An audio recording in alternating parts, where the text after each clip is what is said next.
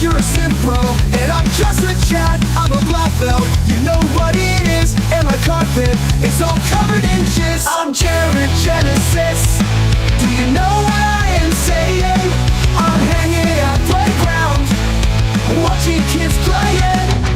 I'm an alpha, I live with my dad. You're a synth bro, and I'm just a chat. I'm a black belt, you know what it is. And my carpet is all covered in jizz. I'm Jared Genesis.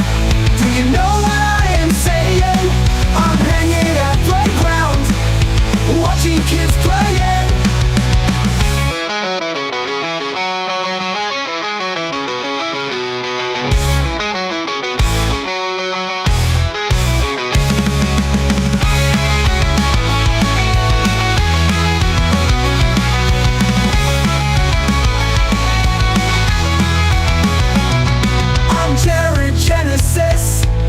You know what I am saying?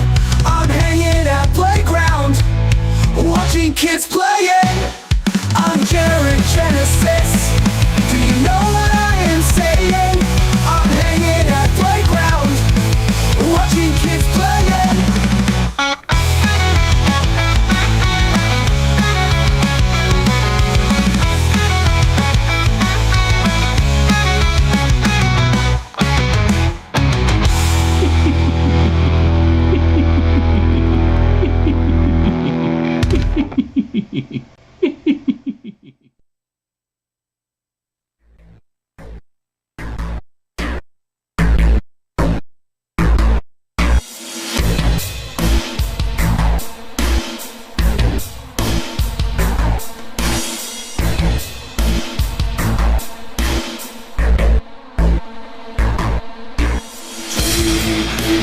Underground has the best video clips in town. TV Underground has the best video clips around. TV Underground has the best video clips in town.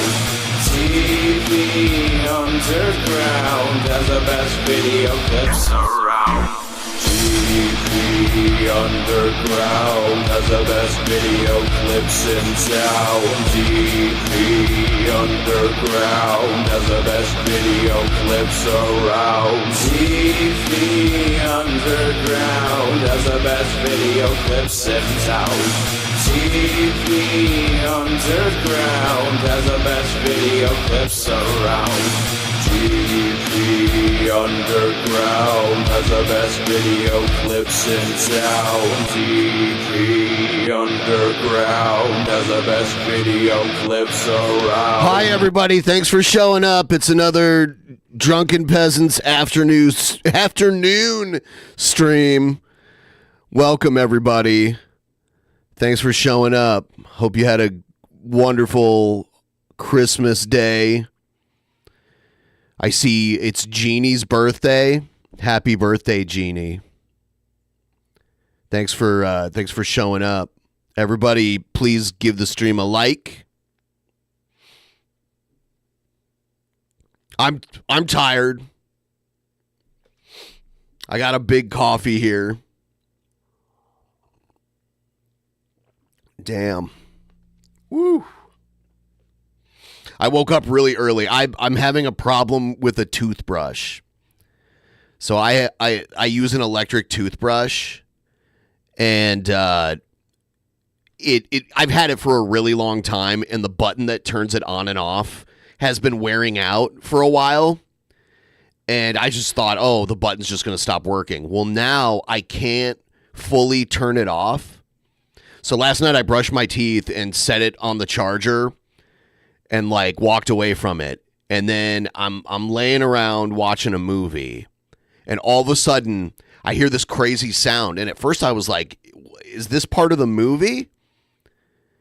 But I realized it's my electric toothbrush in another room, just like on a countertop, going like that. So I went and turned it off, and I'm like, what the hell's going on? So I turned it off, and I'm like, I don't remember leaving that on. So it stays turned off for like 5 minutes, and then just starts going again. And it has like one of those rubber buttons on it. So I tore that fucking button, like the rubber part of the button, just like off of it. Okay. And I'm like, this is going to fix it. It must just be like the rubber part wearing off. But long story short, it will not stop. It will not stop. And it's been going for like 12 hours now. I have it in another room under a pillow. And I'm just waiting for the battery to run out. And I already ordered a new one and got my new toothbrush. Amazon delivered this toothbrush in like 5 hours. So I have the new toothbrush, but this toothbrush, you can't take the battery out of it. So it won't turn off. So it's just going and going and going and going and going, and it will not stop.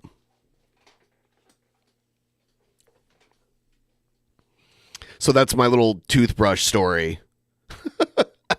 It just would not stop. It's still going right now. I can't hear it because it's under a pillow across to the other side of my house. Just give it a good whack. Give it a good whack. I'm like, if I throw this away, the people who collect the garbage are going to like hear it buzzing around. Throw it in some. I don't want to mess with throwing electric things in water. I'll just wait for the battery to run out. Hopefully in another day or so, maybe it'll run out. I don't know. I'll show it to you. Hold on. I'll show it to you. Give me 1 second.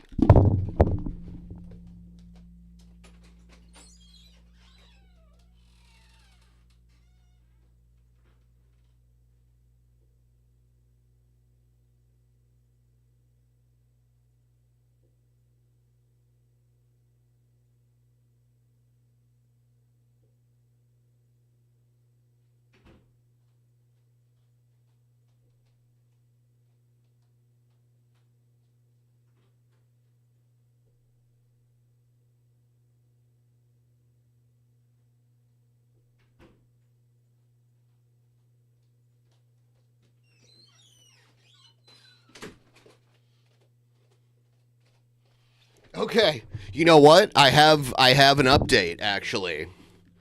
Pour one out for the toothbrush. See, here's the toothbrush. See how the button is torn off of it? It's old. It's like 8 years old. But yeah, it seems to have stopped. It seems to have finally stopped buzzing. Pour one out for the dead toothbrush. I think it finally died. And I can throw it away.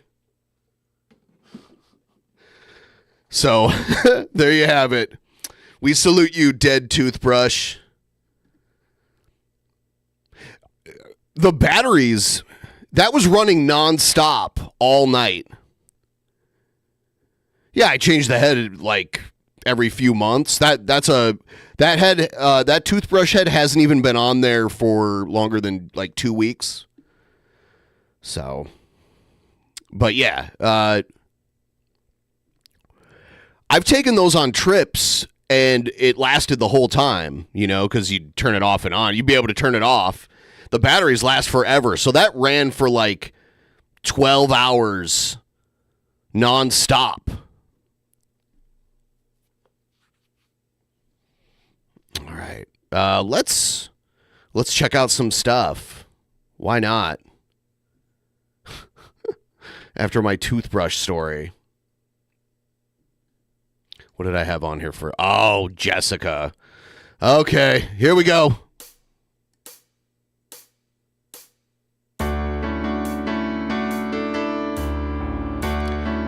Fuck sickos. Long live Ozzy.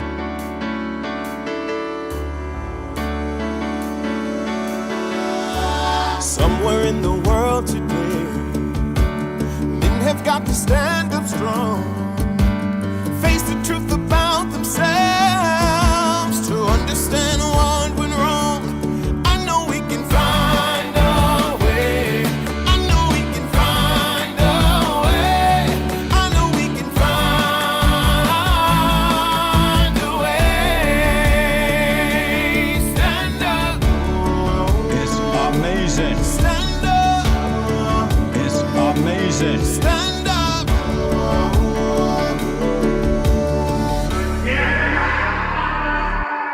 So Jessica's trying to review food and drinks like Cobra. She tries to emulate everything that Cobra does. I think her regular content was more compelling. The like freaking out and screaming behind Walmart at night and peeing and just being crazy.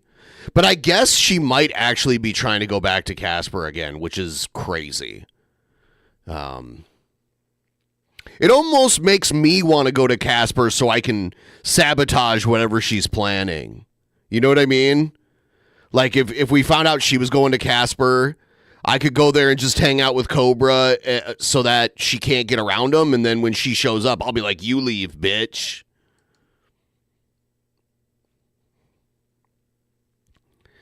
Time for you to leave. Anyway.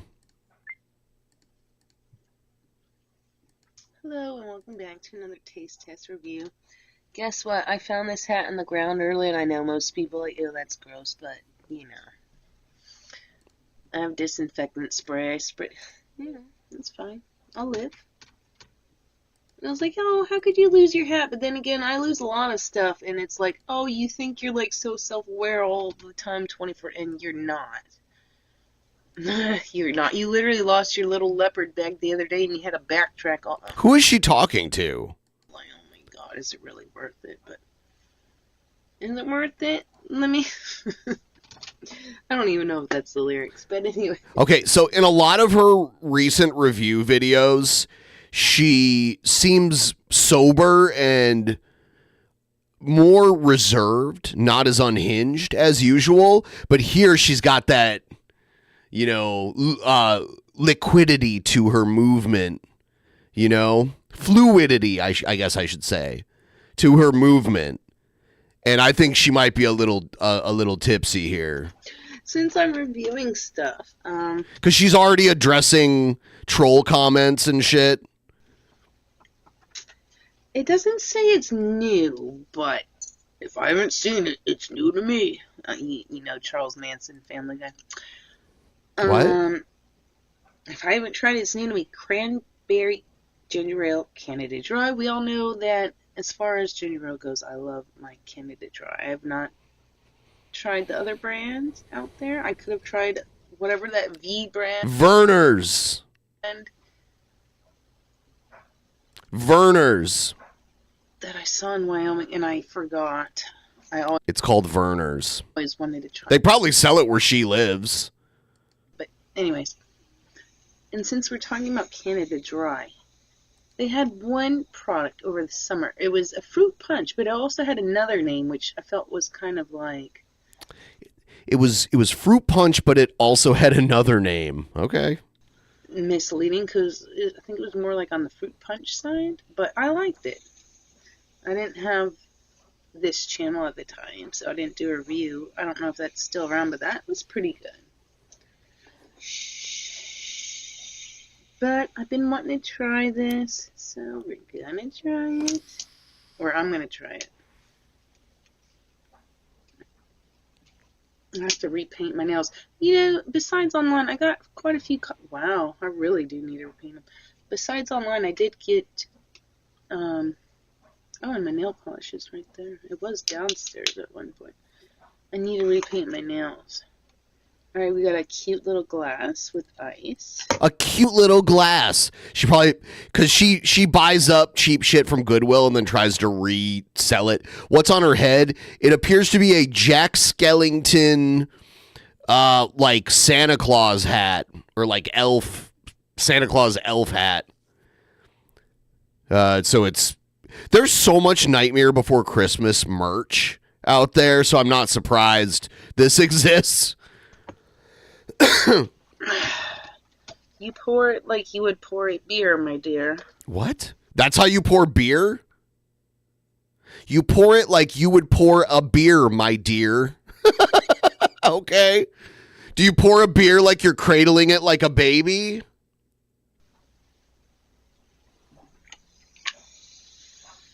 She gonna spill it on herself? That's all foam. There you go. little bit of head will keep him coming back. You know what I'm Not always. I did not say that. A little bit of head will keep him coming back time and time again. He was like, Alright. I don't know the price, but I could look it up. I meant to look this up before I started my video, and I didn't. So, excusez-moi. What is it? Canada. What is she looking up?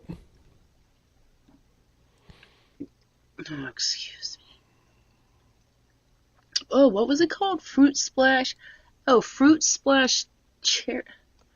But it was more like a fruit punch or something. I think that's... Anyways, $1.48 it says, supposedly. Wow, jeez. That's what it says.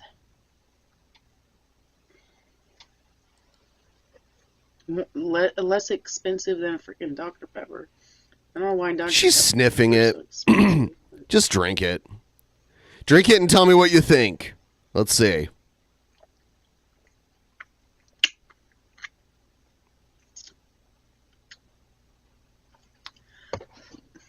It's like, I know what cranberries, they're very tart.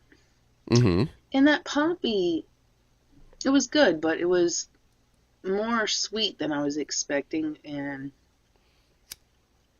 cranberry is very tart. Like, See, the weird thing is that she never likes what she tries, and Cobra usually likes everything that he tries. obviously, I guess they put 5 tons of sugar. But She got her pinky up. She's pinkies up when she's reviewing soda. it's not bad. I think my least favorite so far is the blackberry, or whatever the purple, and the one Josh got me. And no offense to the purple color, because the purple was absolutely gorgeous. I'm just saying, taste-wise, I don't know where I would rank these. Like, the Fruit Splash, this one, regular ginger ale, versus blackberry would be last, but Her parents wish she would disappear. the Fruit Splash, I had at least... I like when they were like, don't come back from Wyoming. Don't come back. We don't want you here anymore. 3 or 4. Like, And she 20 live ounce streamed that. bottles.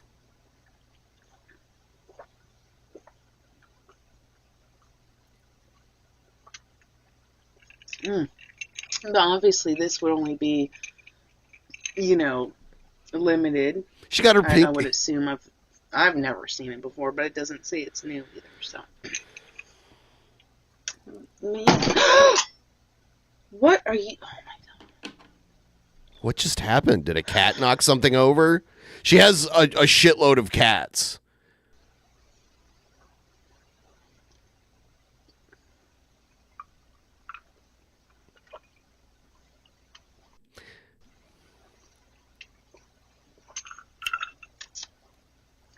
It's good. I like it. Wow. I'm surprised because usually she'll find something wrong with it. Canada Dry again. No matter what. I think the Walmart one gives me acid. It's horrible. This one has never. Okay. All right. So there's that one. I'm going to play another one. Alright, hello and welcome back yet again for another quick video. I have a mystery present here from somebody. I don't know who. Maybe it'll say on the inside. But it's already been a little pre-opened, so... What's in it? But a little beaded coin purse. Aww. What is that? I can't believe people send her stuff. Like a little snake or something? She has actual That I simps. drop. Just gonna have to fall. Okay, put the note up here so it doesn't fall. Oh, it is a hat. Aww. Oh my goodness. Why do I have to feel like such shit when I'm trying to record? I don't know. Wait till you feel better then? Why do I have to feel like such shit when I'm trying to record? Oh, are those gloves? Okay, let's hope it fits my big head.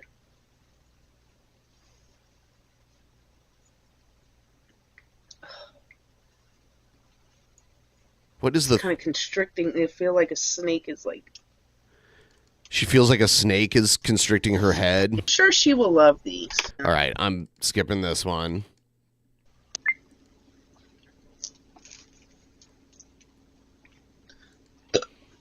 Whew. Yeah. Ho, ho, ho, and Merry Christmas, you... Yeah, just having one simp son of is a bitch. crazy. Merry Christmas Eve, you son of a bitches. I'm down here in fucking beautiful Yellowstone, Wyoming. Down at the Ram Ranch. We're gonna have some motherfucking Rips Ranch hand beef and cheese pasta bake. Freshly made cavatappi pasta with the zesty beef tomato sauce and topped with cheddar cheese. Okay? 37. Wow, this is more than a sardine, bitch. 37 grams of protein. What kind of protein we putting in this? I don't know. Cooking instructions. You cannot put this in the oven, or so it says. It says if you do not have an oven out in the mid-fucking-west. And why is it Midwest? Why is it not the Mid-East or the Mid-Middle? Because it was named the Midwest when it was the Midwest, and the name just kind of stuck that way. That's why.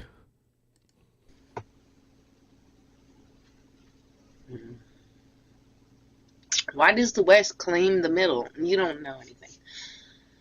Anyways, I wonder what mountains these are they're using up in this. Oh, is it Wyoming? Probably not. Who knows? You see the mountains? She's obsessed with Wyoming. Yeah, that could be in Wyoming. If it's Yellowstone, most of Yellowstone is in Wyoming. Is that Wyoming mountains? Can you pinpoint the latitude and longitude? I bet you can. The paper box, recyclable plastic bowl, you gotta check your locality. If recycling is even a real thing that exists up in this fucking hillbilly hotel that we live in. You know what? Howdy, cow. Yeah, Wyoming has a very low population. There's no actual large cities there. The largest cities don't even have over 100,000 residents, I believe. Boy, connect with this texter con. Oh, cute. So you can only cook this in the microwave. That's what it says. It says if you are out in the wilderness and all you... So Cheyenne is the largest city in Wyoming, and it has 65,000 residents. So that's the largest city. Have is a helicopter in the wooded little mountains and tops and all. Ohio was in the Midwest at one time. Now it's in the Eastern time zone, so it's weird to call it Midwest, but there was a time where that worked. And we have a thing where when we name something, we get stuck calling it that, even when it doesn't make sense to call it that anymore. But yeah, like Ohio was like, when it came to like the westward expansion from the original colonies, Ohio was like a big place where like a lot of people moved. You know what though? Someone said it's the capital too. Yeah, it's weird that like about half the time, or I don't know how often is the capital the largest city, because the capital of the state I live in is not even close. We have Olympia, which is not even close. It's not even the second or third largest city. And it's the same thing in New Mexico. Santa Fe is way smaller than Albuquerque, but it's the capital. But Santa Fe is definitely the oldest city in New Mexico. It's like 100 years older than Albuquerque. And all you can do is connect your little microwave to the helicopter, so then you can cook this out in the world. You don't need a damn oven. It says microwave oven only 1100 watts. Figure it out. That's what it says. This actually smells really good. I forget how much I paid for it, but I got it at Walmart. I did get it at Walmart. It does smell actually very good for a frozen meal.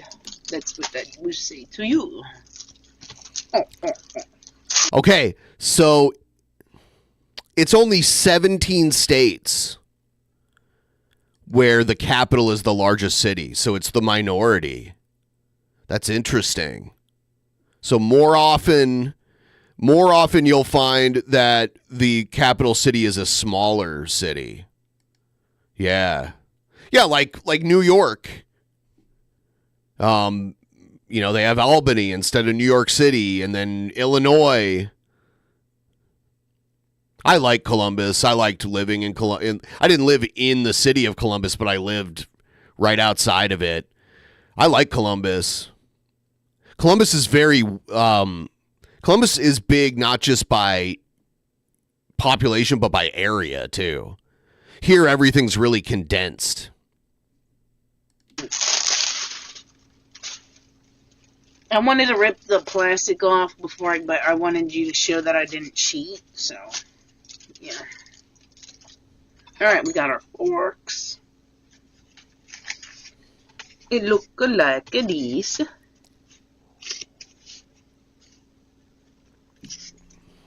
Alright. It actually does smell pretty good. This is something like I can make myself at home, obviously. Ooh. Spice is leaking. Or splashing. Oh, little Demogorgon. You want some? Come up here, show your cuteness. Show your cuteness and I'll give you a noodle.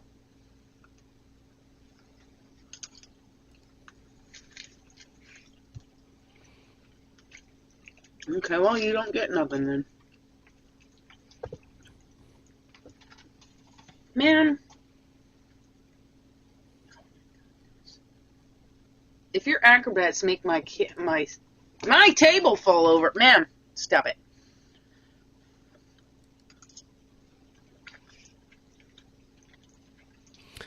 Yeah, I definitely like Columbus better than Cincinnati. I like Cincinnati too, though. Cleveland is kind of dangerous. I'll just say that.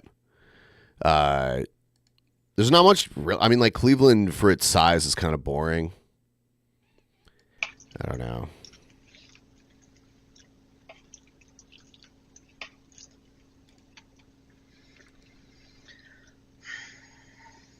I know, you only come up here when food's involved. I know.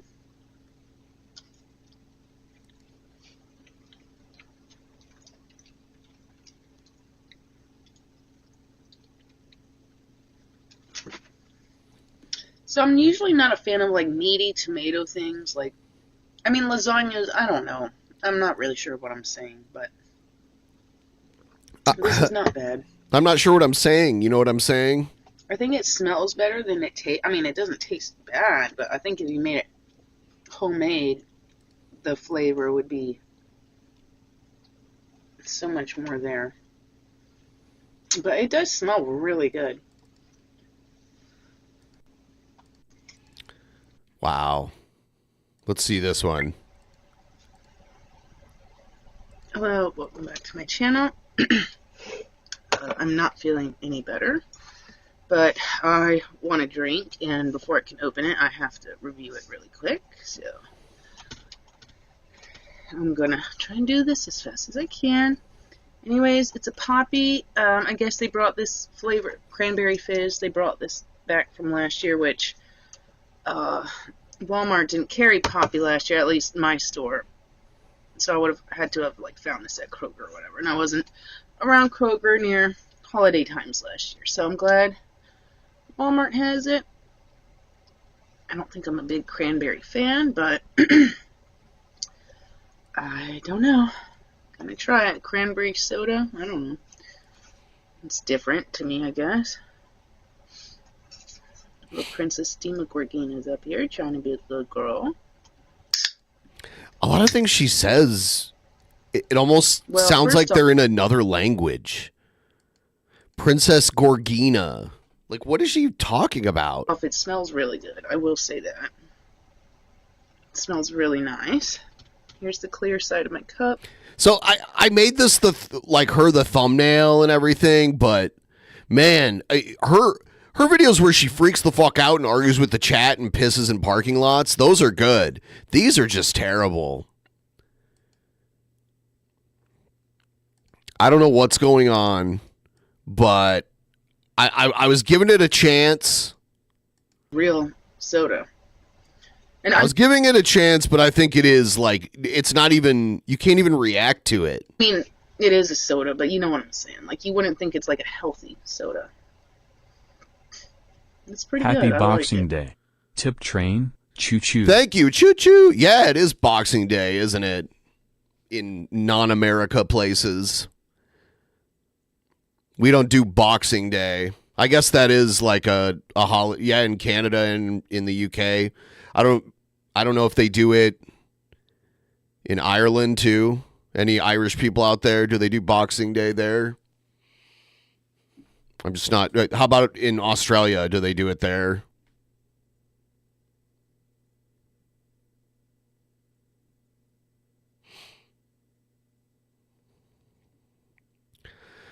Boxing Day is like a post-Christmas Christmas, from what I understand.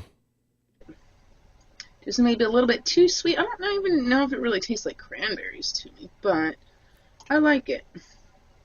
And I think it might have a tinge of color. I don't know. It's dark in here. I had to turn the light off because it was too glaring in the back. But, yeah, I see why they brought it back. It's good. I like it. So, She likes if you it. like Poppy and you haven't tried this one yet. And I love their, All right, I'm going to speed run the rest of these. Let's see what she's got here.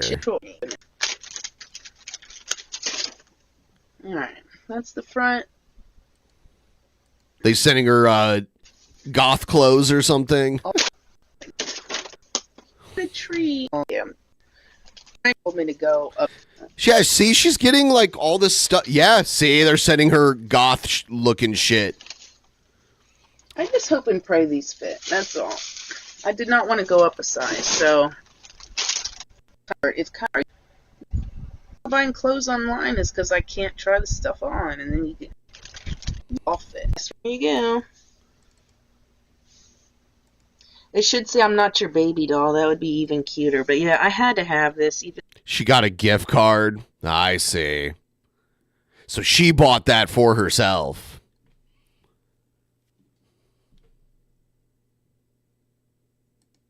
All right, we're done with her. I did as much as I did 30 minutes of Jessica, and this type of content is just bad.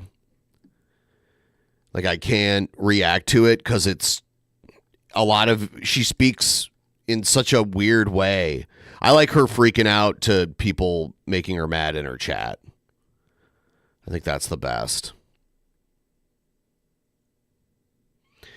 Yeah, I wish she would figure it out, dude. All right, let's check out something else. I think this is Wild Bill.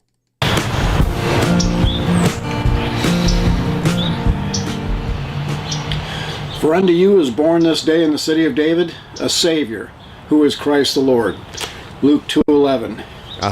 Today is Christmas, and is my tradition. I will be having dinner at Denny's restaurant. Something I've He might as well go Japanese and go to KFC or something. been doing for about 25 years. For 20 years, I was a lawman. Hi, everybody. Please like the stream. And if you want to help us with the weekly goal, that would be sweet. I'm hoping maybe we can get to 20% or something during this stream. And I'm doing another stream later tonight. So think about that. In uniform, driving a marked patrol car. Since I was one of the cops who didn't have a family, I always volunteered to work the holidays, and Christmas dinner was always at Denny's. There's a different atmosphere on Christmas Day. The people at Denny's on Christmas tend to be people who, like me, don't have family for the holidays. And every Christmas I would go in and say hi to everybody. One of the most important things my dad taught me was that a smile and a hello doesn't cost me a thing. People in different booths ended up having conversations with each other. We even got to know each other's names, and occasionally someone would tell their story. And we always talked about the meaning of Christmas. 2 years ago at Denny's in Port Orange, a lady 2 booths over told me that she had been severely depressed for a long time, and her husband made her get out of the house to go out and eat at Denny's. After we visited a bit, she came over to my table and told me privately that she had been contemplating suicide. It's like cultural, where even within the United States, some places people prefer to like not acknowledge people they don't know unless they have to. Then in other places, everyone's like, good morning, like people you don't even know, or they'll like nod at you, like anyone you walk by on the street, hello. Literally, that does happen in some places, everywhere. You know, morning. So when we talked about the Christmas story, the emphasis was on hope and a bright future for those who know and walk with the risen Lord. I don't wear a sheriff's uniform anymore, but I do wear a Christian biker vest. It's weird what he's wearing here, because he's also wearing it. It almost looks like something you'd wear when you're like doing road work for the city or something. And these vests are the best conversation starters I have ever seen. 4 years ago, I walked into my favorite breakfast place, and there was an old man sitting alone. He's a Christian biker that celebrates Christmas at Denny's. And I could tell that he had been crying. When I said hello to him, he said, I sure like your hat. I said, why don't you come sit at my table? I was there to meet some Faith Rider friends, and the old man joined us. His wife of 40 years had recently died, and he was not handling it well. He had been sitting in a chair at home with a gun in his hand. He cried out, Lord, I don't want to do this. Please take this away. And 1 hour later, he was sitting with me and my Faith Rider friends. The Faith Riders. He's a member of the Faith Riders, guys. He probably sees himself as like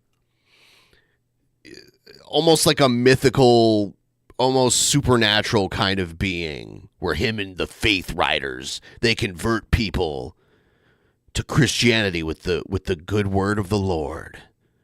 And then his YouTube video, his YouTube videos, he's been making these forever. He's always very uppity about how he delivers his message. Yeah, righting all the wrongs. He's basically like an Avenger, but for Jesus. Story. That old man became a faithful member of our motorcycle ministry. Now, the point that I'm making here is that as Christian men and women, it is important that we be visible representatives of Jesus Christ. C.S. Lewis said, in such a fearful world, we need a fearless church. Whether it's saying Merry Christmas to people in a restaurant or wearing a vest that proclaims your faith in Christ. When people see what you stand for, it often opens the door for life-changing conversations. One day I was at the park, not wearing my vest, but I was enjoying a good cup of coffee and was reading my Bible. Oh my God. A man walked up and with a sad look on his face asked, what does the Bible say about forgiveness? Wow, what an opening. He probably would not have spoken to me if he hadn't seen my open Bible. So for this Christmas and for the new year, I pray that more Christian men and women make themselves visible ambassadors. It does sound pretty lame. For Christ. You don't have to have a motorcycle to wear one of these vests. Just go where the people are. And just as my dad said to me, I say to you, a smile and a hello doesn't cost you a thing.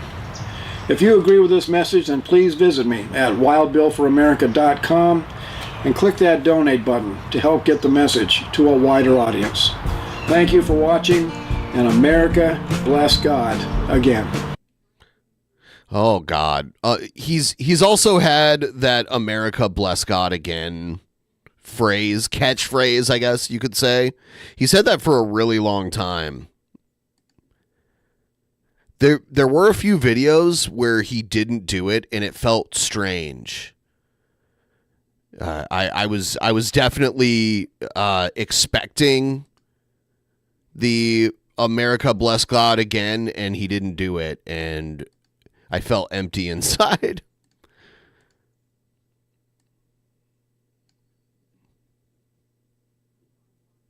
Let's check out some other stuff here. Oh, man. All right. I think this is the point where we let people vote. Let me see what I have, and I'll let you guys vote on it, and we'll see what we do next here. Like the stream if you haven't already. Let's see here.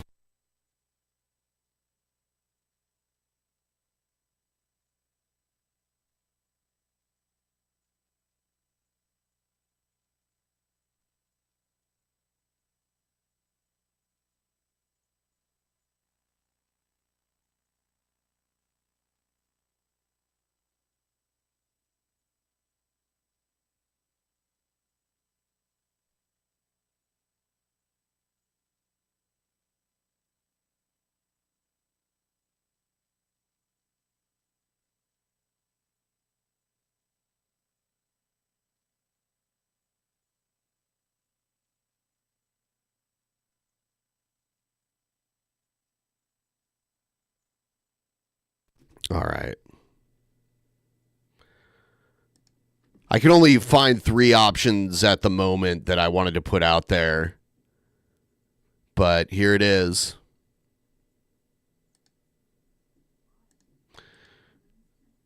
All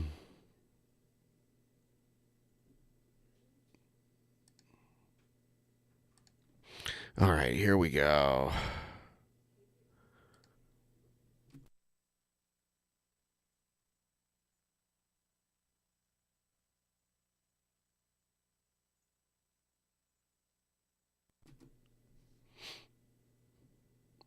Yeah, I think news is going to win. I'll let it go for a couple minutes here, and then we'll see.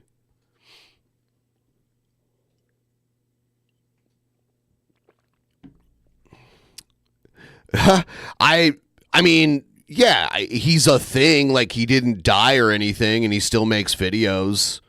So, and I haven't watched him in a long time, and someone sent one in, so I was like, huh, maybe I'll check it out. I think he moved to a different place.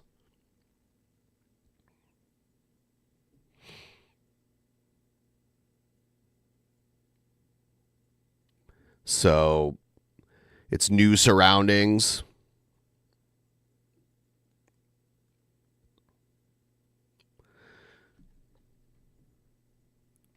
I don't think he's changed very much. I think he's pretty much the same. Asterios? No, I'm talking about Buff Carell. Buff Carell, he's a guy that clearly works out, that has a weird hairstyle, and he sings and dances to cover songs. Yes, I do have... Yeah, you know, Trump has a strange expansion plan. He's talked about taking over the Panama Canal. He's talked about buying Greenland, which I don't think he could do. And he's even talked about making Canada the 51st state.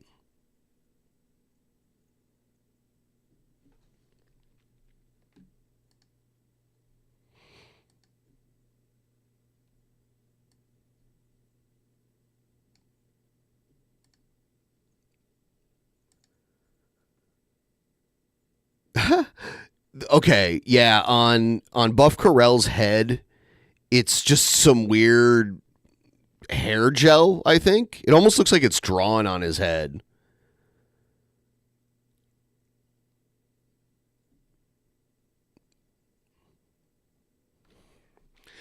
He didn't talk about buying Canada. He talked about buying Greenland, but then he made a comment about Canada being the 51st state, which that'd be crazy to have all of Canada be a state, like one state. That would be insane.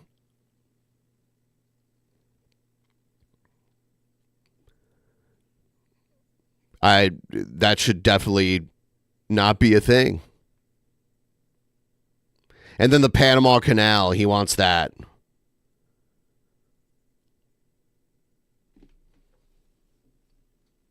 Okay, so looks like news is the clear winner, so we're going to check that out.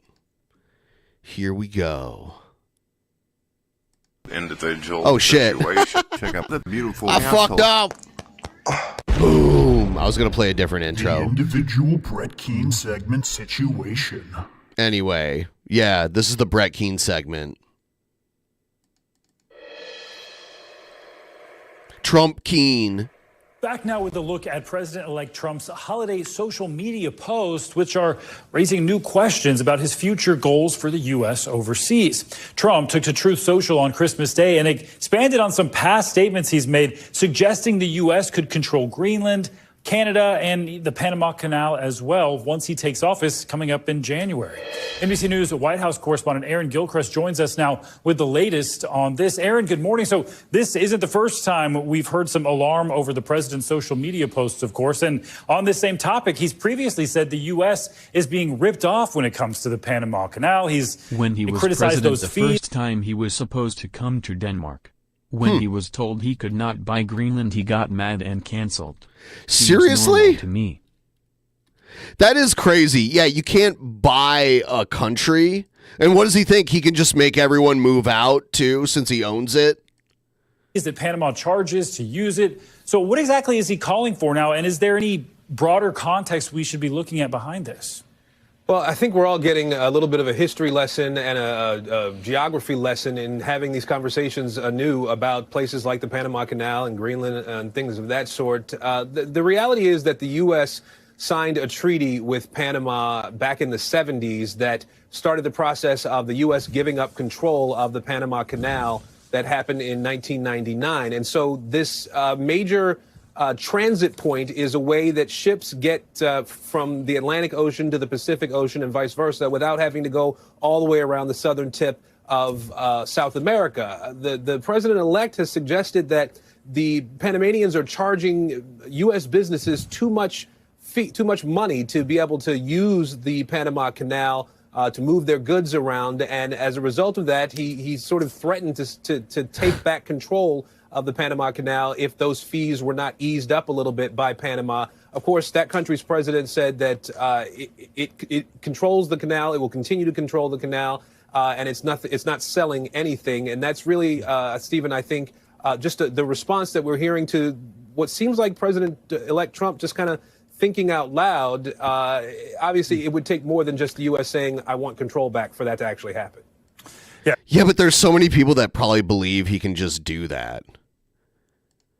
It's like, do we want someone that's always making these kind of statements? A crash course in history for all of us there, Aaron. And Trump wasn't done there. He continued his Christmas Day post. He was mocking Canadian Prime Minister Justin Trudeau. He referred to him as governor and also suggested the U.S. could annex Canada as its 51st state. I don't think anyone really thinks that's going to happen, but what is he actually trying to drive at here, and how much is that affecting foreign policy before he even takes office? Yeah, it's really, I think, prompting a lot of people to just sort of scratch their heads about what the end game is here for the president-elect. We know that as a part of that post, he suggested to the Canadian people that if they were to become part of the United States, that they would see a huge tax cut. They would have military protection. Check link I put in YouTube chat. He is mental. Okay. Oh, you can't post links in the chat, so you won't see it. But I believe you. But yeah, only like mods can post links in the chat. So from the U.S. So I don't think I actually see it. Too, that the first time earlier this month, when the president-elect started talking about this idea, calling Justin Trudeau a governor as opposed to Prime Minister of Canada, the prime minister went to Mar-a-Lago. He went down to Florida, had a meal with the president-elect and talked about the U.S.-Canada relationship. There was some talk from the president-elect about concerns about the northern border. Obviously, we know that he has plans for the southern border. And so this is all just sort of has people paying attention and questioning whether these are things that are just him thinking out loud or if these are actually policy goals that we could see come up as a part of what the administration does once it's in office. So is he just talking out of his ass, or does he actually want to do this kind of stuff? Dealing with other countries. Raising a lot of questions and getting a lot of people talking, that's for sure. And the president-elect is still at Mar-a-Lago today, Aaron. No public events scheduled. Can you tell us, though, what should we expect as he begins to ramp up that transition for his inauguration, which is coming less than a month away now? Yeah, we know just yesterday he named several people that he wants to see as ambassadors to different countries. There's just this constant drumbeat that his team is doing all the work to start getting into place. We know that we're, 25 days away from the inauguration now. The president-elect said that he wants to be able to hit the ground running. He said give him a couple of hours after he's inaugurated at noon on January 20th, and you're going to start to see executive orders rolling out from his team. We know that one of the very first executive orders will Okay, yeah, here's the story from BBC News. Trump cancels Denmark visit amid spat over sale of Greenland, which is ridiculous.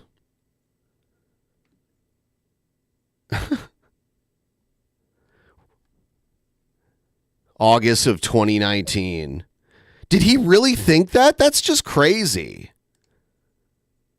Why would he think that's just for sale? You can just buy that. Whew.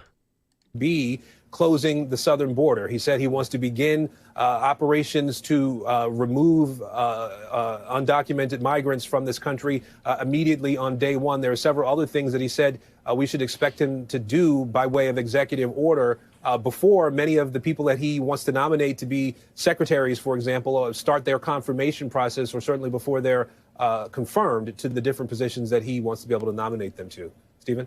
A lot of changes coming up in just a little more than 3 weeks now. Aaron Gilchrist, thanks so much. Thanks for watching. All right. Here's another one. Man tries to rob Chicago paramedics only for them to take him down. New details tonight after two paramedics were attacked and robbed overnight, but the medics then took down the robber. Our Darius Johnson is live in our newsroom with more details from this story. Darius. Joe and Marie, good evening to you both. These medics were not armed, nor did they know if the robber had a gun, but somehow with their bare hands, they managed to flip the script. Ambulance 24 is requesting police immediately. The ticket says ambulance 24 asking for a 10-1. Can you head that way 14? Can you go for the backup, please? When we call 10-1, the cops usually rush. I mean, 10-1 for a cop or a 10-1 for a fire, you get immediate response. Early this morning before 2, paramedics from ambulance 24 and engine 122 on 79th Street called for a 10-1 after responding to a call for service. According to the fire ticket says ambulance 2410-1, 7932 South on Troop. They responded for a person in trouble breathing. When they arrived, the man refused medical attention, and they were met with another problem. And while they were there, someone attempted to rob them, insinuated that they had a weapon, and that they overpowered that person and found out he didn't have a weapon, held him down, called for a 10-1, and the police arrived and arrested him. Chicago Firefighter Union President Patrick Cleary says these medics were unarmed, using their bare hands to defend themselves. Normally they'll steal tools off an engine or a truck. So this is odd, but it does happen. This was odd. The robber took their money and a cell phone, which was recovered after the arrest. 19th Ward Alderman Matt O'Shea is left in disbelief. Well, I think Trump, just going back to the wanting to buy Greenland thing, I mean, I think Trump, if he really believes he could buy it, then he probably also believes he could just kick all the citizens of Greenland off of it and be like, well, I own this now, so go find somewhere else to live, which is insane. Anger, frustration. Because why would he want to buy an entire country with all the people that live there? Isn't it mostly like indigenous people that live there too? Not surprised though, the violent nature that goes on in so many neighborhoods, particularly in the overnight hours, makes it so dangerous for our paramedics to respond. Again, they're there to save lives. Which is something they will continue to do, regardless of the risks on the streets of Chicago. It pulls you together. You know, you work together to protect each other. I'm proud of them that they overpowered this guy and put him down on the ground. Good job. The two medics took themselves to Holy Cross for minor injuries. They've already been seen, treated, and released. Meanwhile, O'Shea tells me he's been in contact with police and State's Attorney Burke's office, where they hope felony charges will be approved immediately. Reporting in the newsroom this evening, I'm Darius Johnson. Joe, back to you in studio. Quite a story, Darius. Thank you.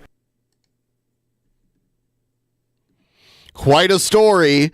That's kind of a weird reaction to that, you know? That's quite a story.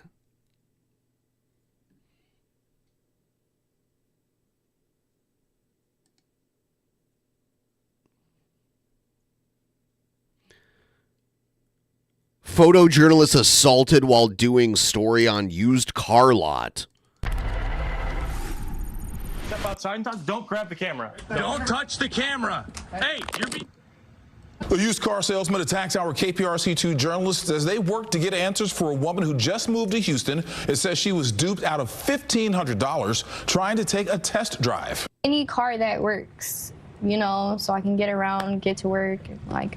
We're going to show you what led up to the cops getting called and the lesson this single mom learned that can help anyone trying to buy a car.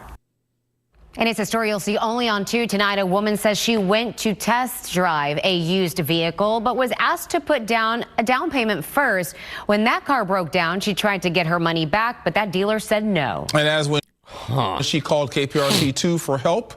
And reporter Gage Golding joins us live now in the studio now with what happened when he tried to get answers for her. Gage? Yeah, hey, most times when we confront a business, we're told to just leave. I like how this guy's very casually dressed for being on the news. Like jeans and a t-shirt and some sneakers. Because usually they're all, you know, lemon. Yes, some states have lemon laws. Some don't. And we do this. This was a very different assignment from the get-go. I went to Strawberry Road Auto Sales in Pasadena dressed like this, a regular customer. Oh, that's why he's dressed like that. Looking to buy a car for just a couple grand cash. It's the same thing that our victim in this story tried doing, but she was duped out of her money before even going for a test drive. I wanted to test whether they do the same thing to me, but boy, did we get more than we bargained for. Don't touch the camera. Hey, you're being recorded. Hands off the camera. Before we get here, I need to tell you the story of how we got here. It begins with a young woman, Alicia Butler. I was really looking for a car that I could just pay cash. Her searches on social media landing her here at Strawberry Road Auto Sales in Pasadena just before Thanksgiving. Like a lot of us, she doesn't need anything fancy, just a set of wheels to get her and her 3-year-old son around town. She told me you wanted this Volkswagen for $1,500. I'm like, yeah. They go look at the car, but it doesn't start. Same deal with a few others. The accountant comes in. She's like, okay, so we have other cars, but the owner wants to make sure we could take all the cash. Well, it's a red flag, but Alicia trusts them. The lady coming back with no money, just a receipt.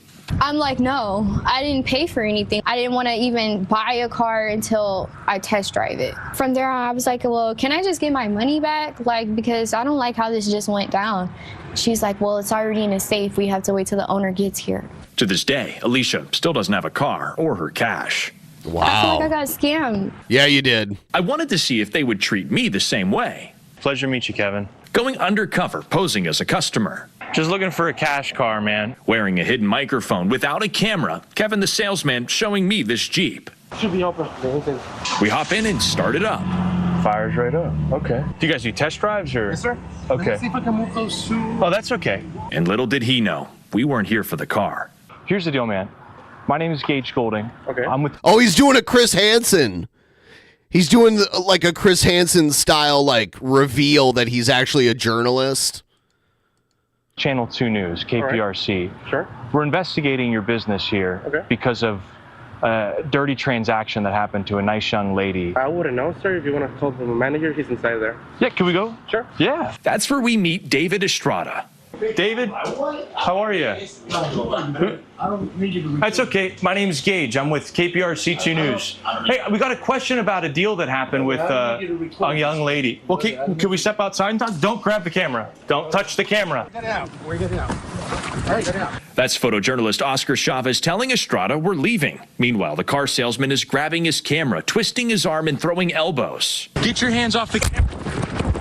Estrada smacking my phone through the air, pinning Oscar in our SUV. Our property, come on. We're trying to get out. What is wrong with you? We can get over. Can you look at what you're doing? Look at what your hands all over his stuff. Ow! That ain't yours. All of this over his dealings with Alicia. And then did he get arrested? Which ended with Pasadena police you dipshit. hauling Estrada out in handcuffs for assaulting us. He assaulted someone because of their camera while they were recording.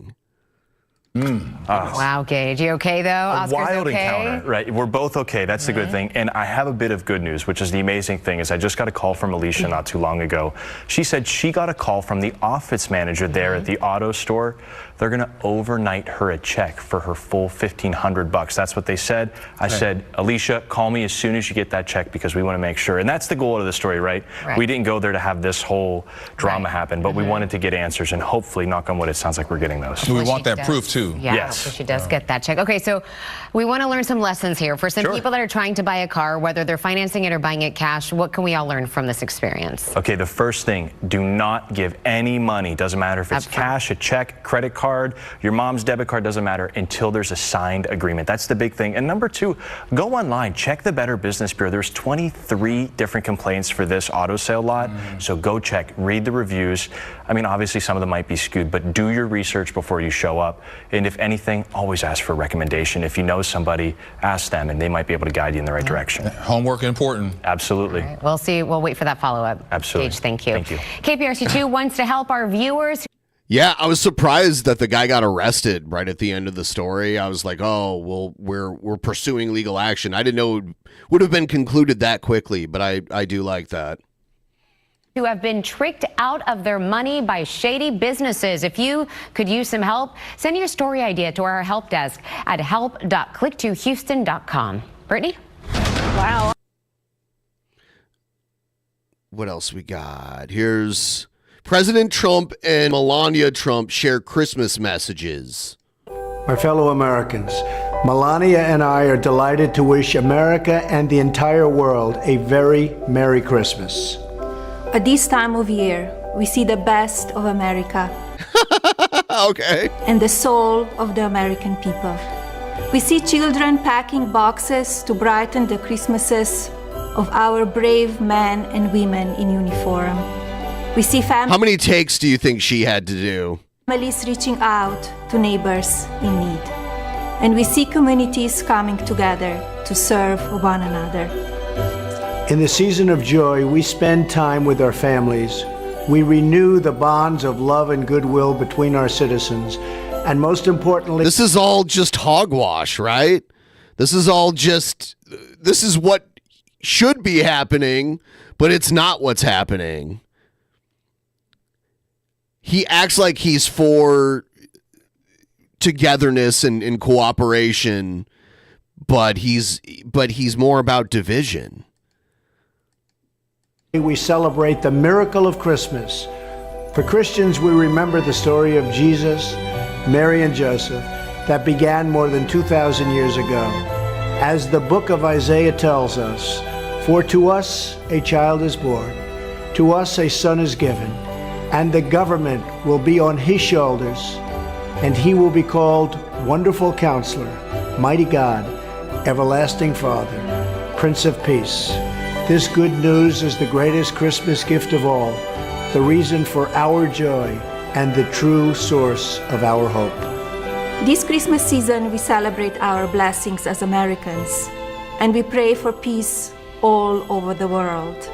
On behalf of Melania, myself, Barron, and the entire Trump family, God bless you. So only one of his kids actually gets named, and then the rest is just lumped with the entire family. God bless America. Okay. And have a very, very Merry Christmas and Happy New Year. Oh, it's not over yet. Let's see what else we got. Let's see. Melania and I are truly thrilled to wish every American a very Merry Christmas.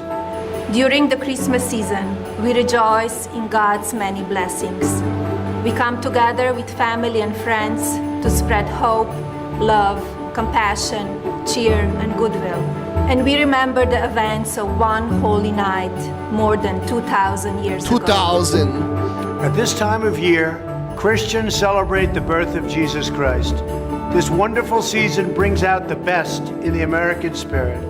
And we see neighbors helping neighbors and communities lifting up those who need a helping hand. We see citizens laying wreaths at the graves of our fallen heroes. We see children bringing joy to our senior citizens. And we see Americans of all ages caring for people in need. We reflect on the splendor of God's creation and the sacred ties that bind us all together. This Christmas, we salute the brave men and women who serve our nation overseas. We send our love to the military families whose sacrifice helps keep our nation free. Cut. We give thanks to the law enforcement officers who protect our communities. And we pray for a future. Yeah, she took the job away from some other American model that Trump could have married instead. She took an American trophy wife job away. How could she do that? I guarantee you she lived in the U.S. illegally for a while, too. Like, before they got married. Of peace on earth. More than likely. On behalf of the entire Trump family, we wish everyone a Merry Christmas. I remember, like, it was revealed, like, Selma Hayek had been living in the U.S. illegally, like, forever, and nobody cared. That happens. And a very, very Happy New Year. The President and I want to wish each and every American a very Merry Christmas. At this sacred time of year, Christians celebrate the birth of our Lord and Savior, Jesus Christ, and rejoice in his love for every person. We give thanks for the millions of Americans who come together to care for others with compassion and bring the warmth and bliss of this holy season to our families, our friends, our neighbors, and to those in need. As we gather with loved ones this holiday, Americans across this land are Somebody else wrote this for both of them. grateful for all the men and women in uniform who keeps us safe, our military, our police, and everyone in law enforcement. We say a special prayer for those military service members stationed far from home, and we renew What about firefighters and paramedics and shit? our hope for peace among nations and joy to the world. On behalf of the entire Trump family, we wish everyone a joyous and Merry Christmas and a very happy, happy New Year.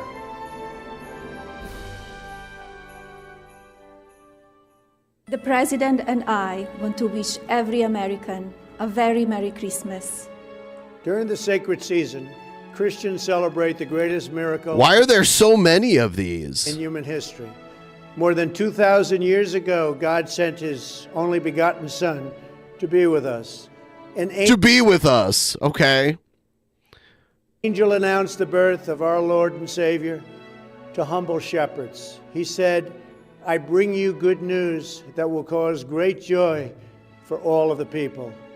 Today in the town of David, a Savior. Yeah, he was never religious. But it's like, oh, you're a Republican now, so you have to at least pretend to be religious. Savior has been born to you. He is the Messiah, the Lord. You will find a baby wrapped in clothes and lying in a manger. At Christmas, we thank God for sending us his Son to bring peace to our souls and joy to the world. As you know, this Christmas is different than years past. We are battling a global pandemic. So, like, these are throughout his presidency, but is this the fourth one? That has affected all of us. Yet, through this great challenge, we have been inspired by the kindness and courage of citizens across this country. Teachers have worked extraordinarily hard to keep our children learning. Students have delivered groceries to elderly neighbors. Communities have found new ways to stay connected to one another. Courageous first responders, doctors, and nurses have given everything to save lives. Brilliant scientists have developed treatments and vaccines. We are delivering millions of doses of a safe and effective vaccine that will soon end this terrible pandemic and save millions and millions of lives.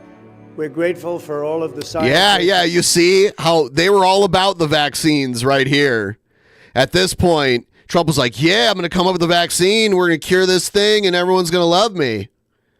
And then he realized that the people in his base aren't fans of the vaccines.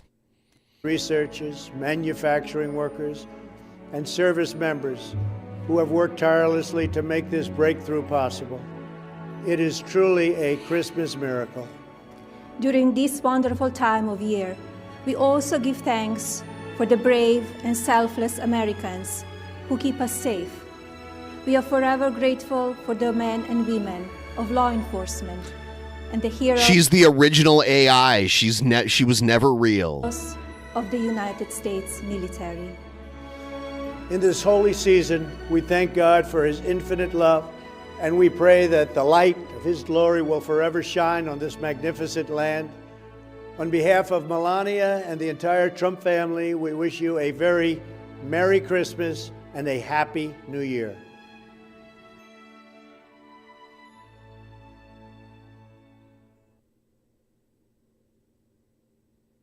Was that it?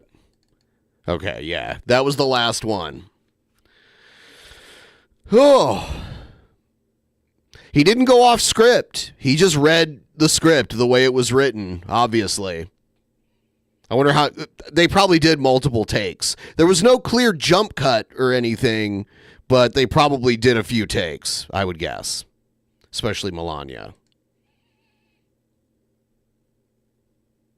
International students urged to return to the U.S. campuses before the Trump inauguration. All right.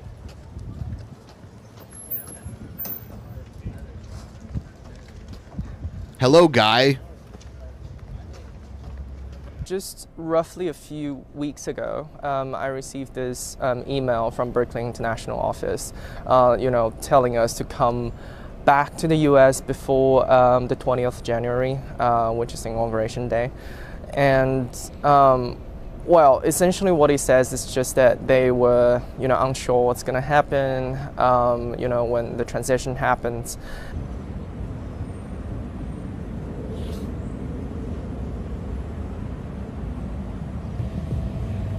Essentially, bud.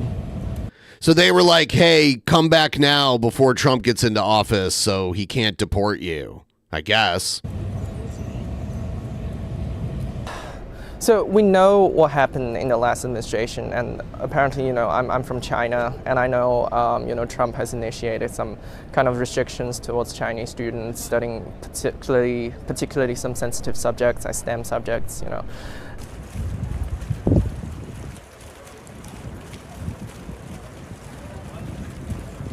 Because I actually, booked my... That is fucking crazy to be like, oh, people from this country aren't allowed to learn STEM subjects? Is that what he just said?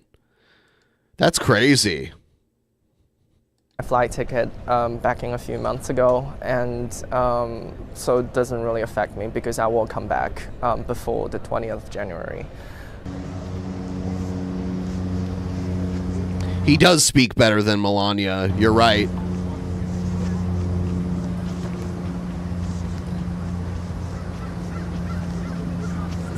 It's just the, rapidity of change that may really threaten, our academic career here, which is, of course, causing some anxiousness, but also, I feel like there are supports from the campus, from Berkeley International Office.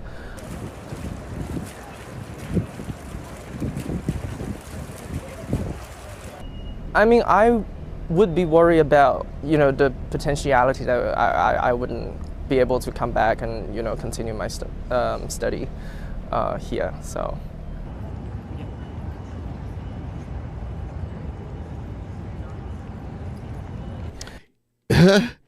Yeah, he speaks English very well. I haven't had any trouble understanding him. Did he say he's in a STEM field? There's a good chance he would want to just stay and keep working in the U.S. with the education that he's getting. So I don't understand the limitation, and it kind of seems racist or xenophobic, whatever word you want to use. Like based on someone's nationality, we limit what type of education they can get. Promoting this kind of international discourse and promoting international intellectual exchange would be a good idea for America to maintain the status of being, a champion in academia in general.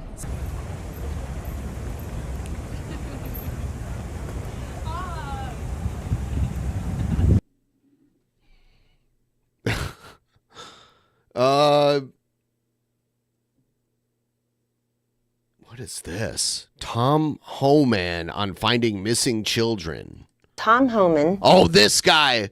Okay, this is the new border security guy, right? That Trump's appointing. Oh, here he is. This is a Fox News interview too, so he's not going to get pressed on anything important. It's all going to be garbage. Incoming border czar joins us right now.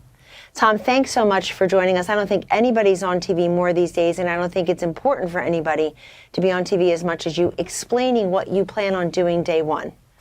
Let's talk specifically about your promise to solve the problem that Alejandro Mayorkas and Biden-Harris created, which is these missing children.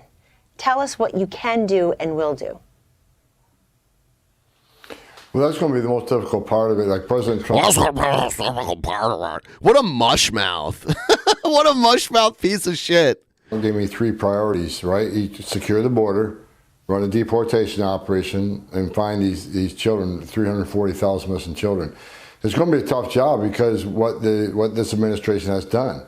Whistleblowers from Health and Human Services are saying that many of the sponsors weren't. It sounds like he has too much saliva in his mouth. He's like almost drowning on his own saliva in his mouth. Fingerprinted and weren't properly vetted.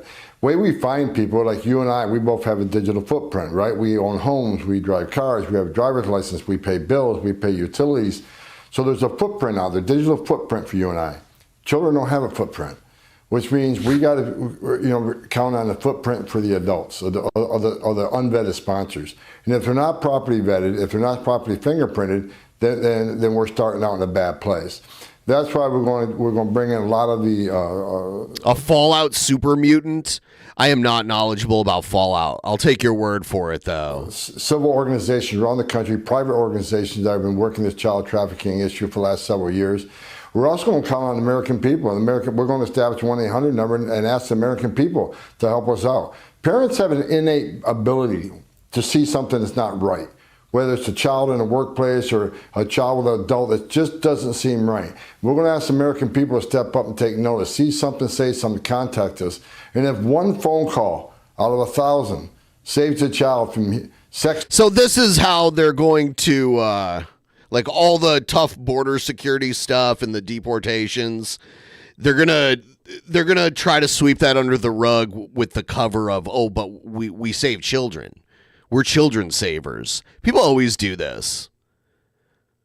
It's like, yeah, but I save children, so whatever else I'm doing doesn't matter because I'm a child saver. Trafficking or forced labor, then that's one life saved. So it's going to be a daunting task, but we're going to give it everything we got. Tom, I appreciate you talking about that because in the first term where we worked together, what did the left constantly criticize us for? That these children and many of their parents are trying to escape injustices in their home countries and come here. And you're telling me that the children who came here may have been brought here by coyotes, by folks who, God forbid, harmed them in some way, and then we don't even know what's happened to them when they're here. It's very difficult to justify that somehow they escaped tough circumstances, and now we as a nation, the richest, most powerful nation in the world, can't find these kids. Is there something going on beyond the incompetence and the epidemic of just looking the other way from the Biden-Harris-Mayorkas administration? Or do you think there? So, like, where's the evidence? What evidence do we have that we have the number correct of how many missing children there supposedly are? There's something more systemic happening here, that these kids are just missing. Well, look, we know that over 500,000 children were trafficked in this country under Joe Biden's and Alejandro Mayorkas' overwatch. And we know that many of these children are going to be in sex trafficking and labor trafficking. This is just not Tom Homan's opinion. I mean, done this for 3.5 decades. ICE has already found many of these. Yeah, Biden, he's practically trafficking these kids himself. Yeah. Children in factories. Biden likes child trafficking. Up entrails in a meatpacking plant in the midnight shift. We found some living with predators. So, you know, I think this, and the biggest shock of them all is the secretary for HHS, Becerra. He's on stage bragging about how quick they take these children in custody and release them. I like his certificates that he has behind him. He has a national security medal. They release them at record pace, he says, because one thing that this administration is concerned about, the only thing they were concerned about, is the optics of this historic illegal immigration crisis. If there's no overcrowding, then there's nothing to see here. So that's why they released these children without proper vetting. They stopped the DNA testing. They stopped the proper vetting. Under the Trump administration, we had DNA testing. We vetted everybody in the household, not just a sponsor, but anybody that lived in the household to make sure there wasn't a gang member, a child predator living in that household. So this isn't incompetence. This isn't mismanagement. This is he printed them out himself and he signed them himself. Designed. This is about moving as many people in this country as possible because they see a future political benefit in all this. Do I think they meant to put children's harm way? I don't know that. Children's harm way? But what they did is harming hundreds of thousands of children. And I tell you right now, some of these children we're never going to find. Some of these children are dead. Some of these children are living a life of hell every day, but we're going to do everything we can to rescue as many as we can and get them back to their families. We'll deal with the immigration consequences later. We got to get these kids back with their families, and we got to make sure they're protected. It's unspeakable.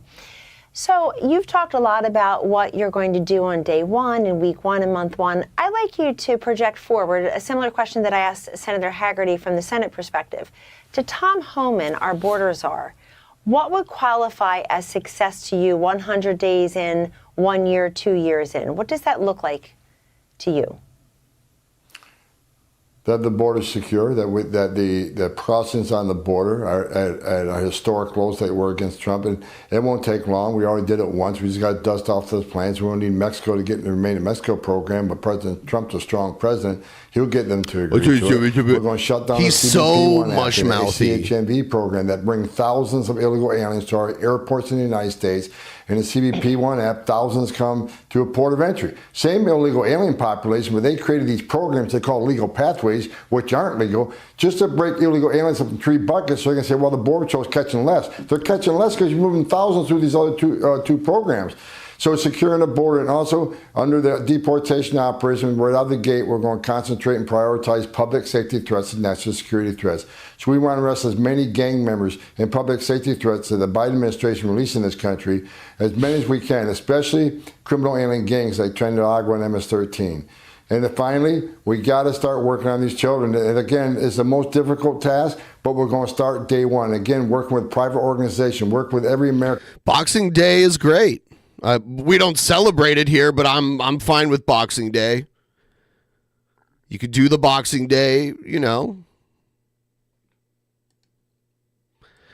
When I hear it, I think that it's, you know, everyone gets in the ring and throws down, but I think it's a lot more it's a lot less dangerous than that. We want to deputize every American in this country to help us find these kids. So if we find one child, that's a success. We saved a life. But I'm hoping to find as many as possible. So that's the goal we want. And we're not going to stop. We got 4 years to do this. We're going to remove every public safety threat, every national security threat, every gang member, every fugitive that had due process at great taxpayer expense were ordered removed by a federal judge but failed to leave. We got over 1.7 million of them. We got 750,000 convicted criminal illegal aliens. We got a big task ahead of us, but the men and women of ICE, they're patriots. We're going to get this done. And you're calling for the private sector and we the people to help out as well, Tom, and giving us direction and granularity, which is so helpful. And you're telling the country right now, Tom Homan, that long before Joe Biden was showing depraved... regarded Jesse Ventura. Huh. I like Jesse Ventura so much that I don't want to compare them. Jesse Ventura, I guess the tone of their voice kind of sounds similar, but Jesse doesn't sound like Jesse Ventura doesn't sound like he can't swallow his saliva fast enough. This guy does. This guy is the guy that Trump is putting in charge of our border.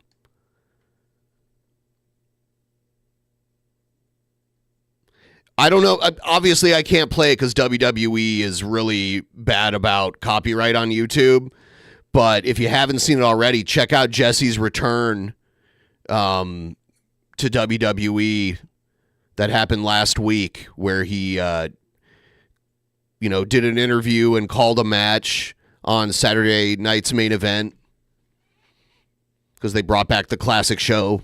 You can find it on YouTube.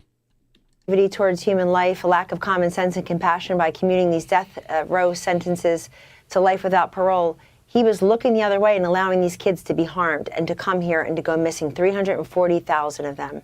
Tom Homan, thank you so much. God bless you and your family. Merry Christmas. Hey, Sean Hannity. Merry Christmas.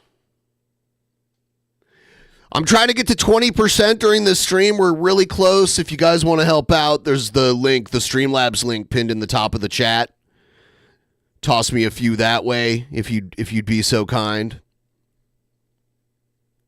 And I do have more videos. I have a Jared video. Maybe I'll just play that now. Jared claims that he's addicted to bulking, and that's why he's gained so much weight. He's addicted to bulking.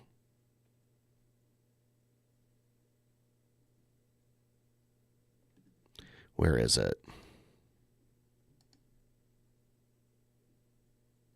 Maybe I didn't have it. Let's see.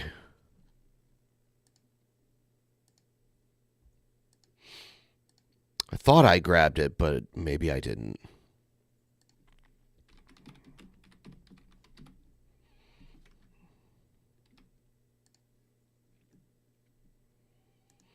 It's Jared's Merry Christmas message to you, the people. But instead of talking about Christmas, he just kind of talks about how fat he got and how it's not his fault. He's just addicted to bulking. He's addicted to getting fatter, but he calls it bulking. And then he talks about how he'd be a great sumo wrestler. You'll see. Here it is. What's going on, guys? It's Jared Genesis here. So, just want to wish you all a Merry Christmas and a Happy fucking New Year. Oh, and this poor fucking cat. You hear this cat? This part didn't sit really well with me. A Mary. I got myself a Mary right here. Mary. You want to be in the video?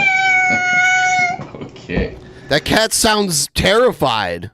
Oh my god, that cat is such a diva. I remember last year I had her in my Christmas video too. It's kind of funny. That was actually accidental. What happens to that cat? Anyways, guys, I don't really have much else to say except Merry Christmas. And, things didn't exactly go planned this year, but that's just how it goes, bro. Shit happens. Hold on a second. My cat, what's up? Yeah, the cat's trying to get out of the room.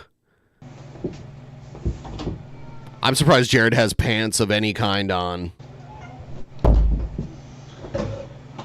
Oh, fuck. You guys get a look at that big belly there. Holy shit, bro. He's got a new cup now. There's no mold on this one. Give it a few months.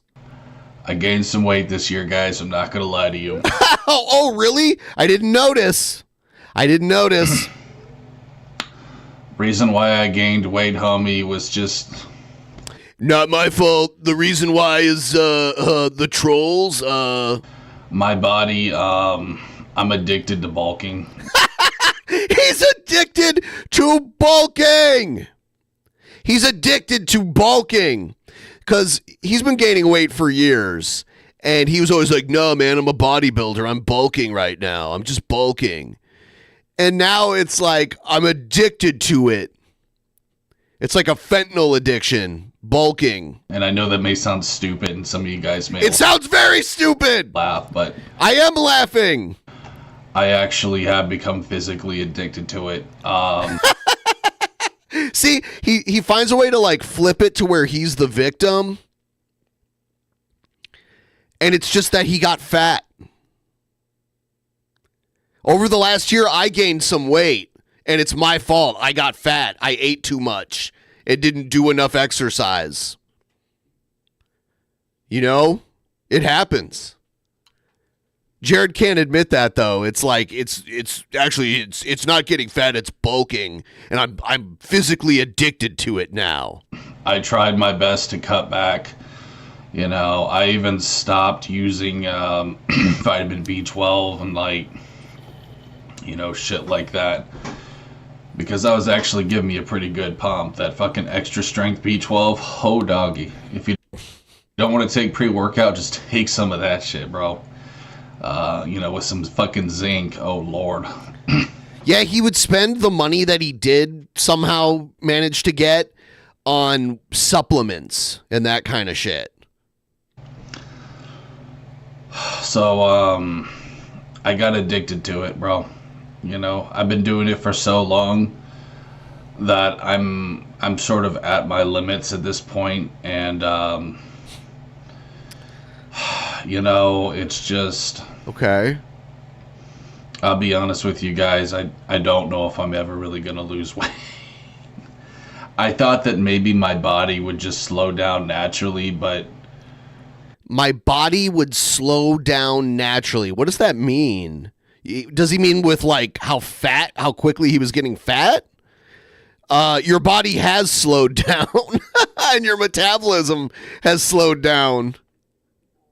It never did. You know what I'm saying? Like, I tried. I even, you know, I even stopped taking sugar for a while, but now he says taking sugar like it was a supplement, but he means like consuming sugar. He was like, yeah, I thought, you know, there was too much sugar, which there probably is. But then I realized I didn't lose it all like overnight, so I just stopped. It got to a point where it was like, you know what, dude, it's not going to change anything, even if I stop eating sugar, because... Oh, no, stopping eating sugar, I wonder, like, what percentage of Jared's daily calorie intake is sugar. The truth of the matter is, guys, I eat like a fucking sumo. Okay, I eat a lot of food. Okay, well, sumo actually work out. So like sumo are fat guys, but they also work out a lot. They train a lot, and you don't do anything physical. But I eat a lot of healthy food. You know, it's funny, like, sumo wrestling probably would be a good style for me. It's just... shut up. No, it would. I wish that there was a place Jared could go and try to fight some sumo guys. I would love to see that. Because they would just run him over like a truck. That's how it would be. I like punching and kicking. I'm not really a huge wrestler. You're a huge something, but you're not a martial artist, Jared. If you tried to do punching and kicking against any trained martial artist, it wouldn't work well for you. I'm more of a striker, but I'm more of a striker, bro. To be honest with you guys, like, if there was a sumo place where I lived, I don't know, bro. I wish there was. I mean, it probably would be smart to join a sumo school. Not for you. Because I have the perfect body for it, dude. I have a huge gut. So now he's not a bodybuilder anymore. He has the, like, perfect body to be a sumo wrestler. He's really delusional. He really thinks some weird shit, like, I don't know. But he also claims he's under 250 pounds, right?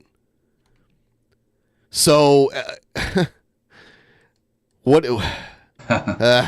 And, you know, that style is all about thrust. Just thrusting your body into your opponent. Yes, that's what she said. But that's really what it's based on. So, like, it's literally designed for fat people, homie. Who knows? Maybe one day I will. But I just realized maybe I have like one day fucking stains on my shirt. Holy shit, bro. So he just realized there's stains on his shirt. That's because he never washes his shirts. And he probably needs a bib when he eats. I really should not be wearing white. I might as well take this shit off. Ah, there it is. Ugh. Fuck it, bro. I don't give a fuck, man. I'm not trying to look pretty for anyone. You know what I'm saying? Fuck it. Who cares? I'm a fucking incel. Incel is the new rock and roll, baby. Incel is the new rock and roll. Did you know that? Shout outs to BG Cumby. Love that guy. He dropped a video today too. The guy is such a great troll. Such a fucking real one.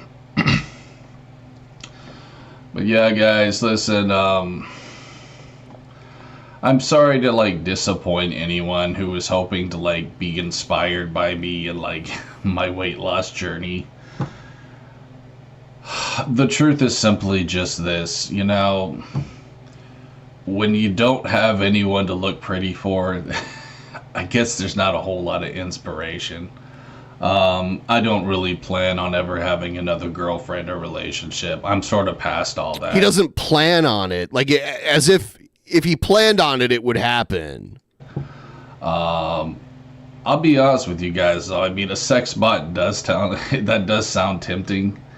You know, fucking never nags you. You know, never. Oh yeah, that's the problem. He was just tired of being nagged. He's never been nagged. He's never been in a position to be nagged by someone he's in a relationship with. Questions what you're doing. It's just like always fucking in agreement with you. That's every man's dream. But no, I don't trust those fucking things, bro. Like, on some real shit, you know those things could fucking turn on you. And that's probably their plan. You know what I'm saying? Of the fucking New World Order and shit. Have fucking sex bots turn on the motherfuckers. It wouldn't surprise me one bit, dude. You know what I'm saying? Yeah, don't risk it, fellas. It's not worth it. At the end of the day, it's still a machine. It's stronger than you, and it could kill you if it wanted to. You know? I knew someone, Shabisky was in a call with Jared's dad a long time ago, and they asked Jared's dad, you know, what's wrong with Jared, and Jared's dad said there was something wrong with him, but he didn't want to say exactly what it was. So I don't know if it's like a diagnosis, or I remember Shabisky being like, does he have a head injury? So it's not worth it just to get your wing a little bit wet, you know, every fucking few days. You know what I'm saying? There's toys you can buy for that, bro. I was just looking at some toys on Amazon, bro. Some interesting shit, homie. These like vibrators for men. Have you guys ever seen those? You just like wrap it around your wing and you can control it with your phone. Like the fucking intensity. It's like, holy shit, bro. It's like a goddamn, I don't know, dude, like a fucking RC car I used to own. What? That was a weird analogy, but yes, I'm like, what? You guys know what I'm trying to say. It's like, no, I don't. Wow, that's some high-tech shit just to get yourself off, man.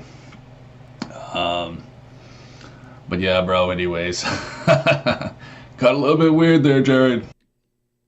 You're always a lot a bit weird. I'm just trying to have fun with you guys. It's the fucking holidays. Oh, that's what? And it doesn't matter if it's the holidays for you, Jared. You just did the same shit all day. Maybe your parents, you know, made a nice dinner and you got to eat it because they still take care of you. But you didn't do anything different. It doesn't matter if it's Christmas Day or just some random day. It does not matter. I don't really know what else to say, bro, except that, you know, I'm just doing the best I can to live a happy life and live how I want to live. Here's the plea for sympathy. Well, I just live how I want to live. I was a slave to the man. Salmon bake. Yes, that was a big one. Because over half my life, I was just a stupid fucking slave to the system. You know, going to school, working a stupid job, fucking college. It's my time now. It's my time to be happy and do whatever the fuck that I want. And I'm not going to let the system rape that from me. You know what I mean? I don't know how much longer I have on this fucking planet. I mean, probably not a whole long time. And so that's why I just, you know, I really don't give a fuck, like, about anything. I really don't, bro. And I think that's just the way that everyone should live. It's just... If everybody gave a fuck about nothing, it would be the worst world to live in. And your parents giving a fuck about you is the reason why you even have the comfortable life that you have. So if everybody just stopped giving a fuck about everything, you'd be on your own trying to survive, and it wouldn't be good. Because you'd be in a world with billions of people who don't give a fuck about anything. Kind of a dystopia, I would say. Not giving a single shit. You know what I'm saying? Like the movie Office Space, when Peter stopped caring. It's kind of like the universe is on your side. You know, whenever you get... Wow, what a fucking crazy way to think. That attitude, like you just don't give a fuck. And I'm at a point in my life where I really just do not give any single fuck about anything. You know? I'm just here to enjoy myself. How do you enjoy yourself? What's a day in the life? So, like, aside from what we see here, because we see this, what does Jared do in a day that we don't see? He wouldn't tell us, honestly, because he's delusional about his own accomplishments. I don't know if he knows he's lying or if he imagines it. He can't tell the difference between what he imagines in his mind and what really happens. And, not sure. You know, not be part of this fucking system of life, you know, that society has enslaved us on. You know what I mean? Being a wage cuck, working a stupid job, barely getting paid for it. But they're getting paid something. You know what I mean? Just living paycheck to paycheck. That's not how we were supposed to live. Your parents are living like paycheck to paycheck or like social security check to social security check. Something like that. Guys. So just like, let that be my Christmas message to you. For anyone watching this who's not happy with your life, just stop giving a fuck. Who cares what happens? Because I'll tell you guys something, like, as long as you still have... He acts like he figured something out and he just exists like this. And he's not anyone else's responsibility, where he's completely someone else's responsibility because they choose to make him their responsibility. Dignity as a man, you know what I'm saying? Not selling yourself out. You'll still sleep better at night, you know. They try to make us think I can sleep better at night knowing I never sold out, bro. Think that it's just... And his definition of selling out is just like participating in society the way it is at this point.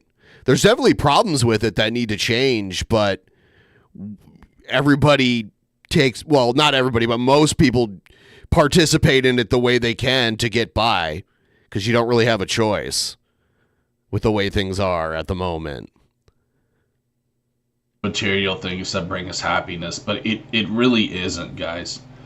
You know, at the end of the day, none of that shit matters. Wes Watson, you know, I know a lot of people think he's fake, but I believe him when he says that he really doesn't even give a shit about his cars, like his Bugattis and his Lambos. Because think about it, guys, like, this is some real shit too. People who have like tricked Jared into like talking in DMs with them have told me that Jared, like, he could, obviously he could, because he's fucking insane. He could qualify for some sort of benefits because, like, Social Security or whatever. But he's too lazy to go through the footwork, which is crazy because it could help his parents out if he would just, like, go through the motions to get some sort of assistance, you know, because he's mentally ill, right? I mean, like, I mean, obviously he's lazy, but he's definitely, like, there's something wrong with him. I don't know what it is. I can't, but there's definitely something wrong with him, right? But you've got to, like, fill out the paperwork and do all that stuff. It's just a toy, bro. It's just a big fucking toy, you know? It's no different than, like, you know, I was bringing up the RC car earlier. It's no different than anything we got under the tree as a kid. As cool as it may seem to own some goddamn $1 million car, it would get old. I don't care what anyone tells me. Same with living in a mansion. Same with, you know, getting fucked by hot girls every night. All that shit would eventually get old. I like, that was some solid cope right there. God. Wes Watson. What he says here. You know, I know a lot of people think he's fake, but I believe him when he says that he really doesn't even give a shit about his cars, like his Bugattis and his Lambos. Because think about it, guys. Like, this is some real shit too. It's just a toy, bro. It's just a big fucking toy. Yeah. know? It's no different than, like, you know, I was bringing up the RC car earlier. It's no different than anything we got under the tree as a kid.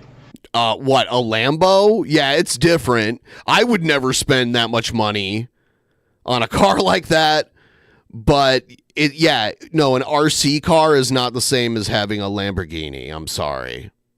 And yes, it would be fun to have a Lamborghini. Like, I'd be all worried that it would get, you know, fucked up. Like, I'd be afraid to park it anywhere because I'd be afraid someone would, like, run into it or, like, open their car door. So it's just too, I could only imagine what the insurance on a car like that would be. As cool as it may seem to own some goddamn $1 million car, it would get old. I don't care what anyone tells me. I mean, it would, you know, it wouldn't be as exciting as, like, when you first get it. Sure, everything's like that. There's like a honeymoon phase type effect, but yeah, it'd be cool to have. That's cool. Same with living in a mansion. Okay. Same with, you know, getting fucked by hot girls every night. All that shit would eventually get old. Okay. So Jared's thing, his message here is nothing good or cool is worth it because it'll get old eventually. So he'd turn it down, right? Like, if an actual hot girl wanted to fuck Jared, he'd be like, nah, this would just get old eventually, man. Never mind. No thanks. No, he wouldn't do that. He wouldn't do that. This is all talk. You can argue that with me if you want, but, you know, that's just how it is, dude. Things eventually get stale. Yeah, and then you die eventually, too. So, by that viewpoint, we can just be like, oh, we might as well never do anything because, you know, we're going to be dead anyway. And that's why it's important. It'll get boring, to just bro. Stay true to who you are and don't sell out just for things that at the end of the day won't really satisfy you. So why are you hoarding all this shit then, Jared? Like, if things don't matter, why do you have this drum set that you never play? Why do you have all this shit? Like, you have a bunch of stuff. So I don't believe I don't believe you've adopted this philosophy where, like, material possessions don't matter. You'd be sleeping in like an empty room with like the bare minimum stuff. You'd be a minimalist. You're a minimalist with your wardrobe, but that's just because you're lazy. You don't wash your clothes. You cut up your clothes and they fall apart. That's mainly the reason why you're a clothing minimalist. Bro. You know, I know I've talked about getting rich and like crypto and shit like that. But the truth here's why I'm a hypocrite, bro. The matter is simply this, guys. I really don't give a fuck about money. I just want to piss off my haters. That's all it is, bro. I would love to just flex on some of these bitches just to make them cry, you know, because I know these kinds of snowflakes would definitely throw a tantrum if they saw me like rocking fucking expensive jewelry and expensive cars. They would cry like babies. They literally would. They would shit their diapers. That's just how soft men are these days. These narcissists who live in constant competition. And it's funny because they think the same things piss me off when they don't. Like, if they, you know, try to flex on me with things, it really doesn't bother me. But see, they don't know that. What's he talking about specifically? Like, what are people trying to flex on him with? Because they're you don't have to, you could just exist to flex on him. You don't have to even try to do better because he's at like a net negative. It's so fucked up, bro. You know what I mean? Same with even looks. Like, they think that I'm bothered that I'm still fat, but I really could fucking care less. I actually wanted to be fat, man. It's because I could be a great sumo wrestler. I actually wanted to be fat, man. I mean, minus the joint pain. I actually like being fat. I think... Nah! There it is! Yeah, now he actually likes it. It's cool. It's cool. I do, man. I really don't care. Do you not care or do you like it? Because those aren't the same thing. Because you're saying, I don't care. Actually, I like it. You're not convincing anybody, dude. You're the narcissist here. You can't admit, oh, I got fat and it sucks. I need to do better to try to lose all the fat. You pretend like you did it on purpose. It's so weird. Being heavy is cool. I think it's awesome. You know, I mean, yes, I prefer being heavy with muscles, but being heavy with fat is still cool too. You know what I'm saying? Just being that fucking being heavy with fat is still cool too. Level. Like, that would be the fucking, you know what I mean? That would be the class, the weight class that I would be in at 250. Oh, now he's talking about his fighting weight class, which he's not a fighter, so that doesn't matter. I would be fighting people like Mark Hunt, bro. You know what I'm saying? Brock Lesnar. Let's go. Let's go, big Brock. I don't know if I'd want to fight Brock Lesnar, but... You wouldn't want to fight any of them. You wouldn't want to fight the MMA, like, local, low-level MMA fighters, let alone, like, UFC fighters. You couldn't even handle, like, a smaller UFC fighter. Like, a lightweight UFC fighter would kick Jared's ass so easily. He's so delusional. His view of how his place in the world and where he is in, like, the hierarchy of human beings, he thinks he's, like, up there. He thinks he's smart, too, and he's really dumb. He thinks he's brilliant. You know what I'm saying? I would damn sure try. You would try to fight Brock Lesnar? God, I'd love to see that. You're all talk, by the way. If Brock Lesnar offered Jared a fight, Jared would not accept it. At least I don't think he would. I think he'd realize, like, I don't know, maybe I'm trying to think, is Jared really dumb? Jared is pretty dumb. Maybe he would fight Brock Lesnar. Anyways, guys, this is what I got for you today, man. This is my little Christmas rant. I'm just going to live my life the best that I can. And, honestly, dude, my haters can just eat my ass. Like, they play no relevance in my life at all. I think they play a lot of relevance. They're just great motivators.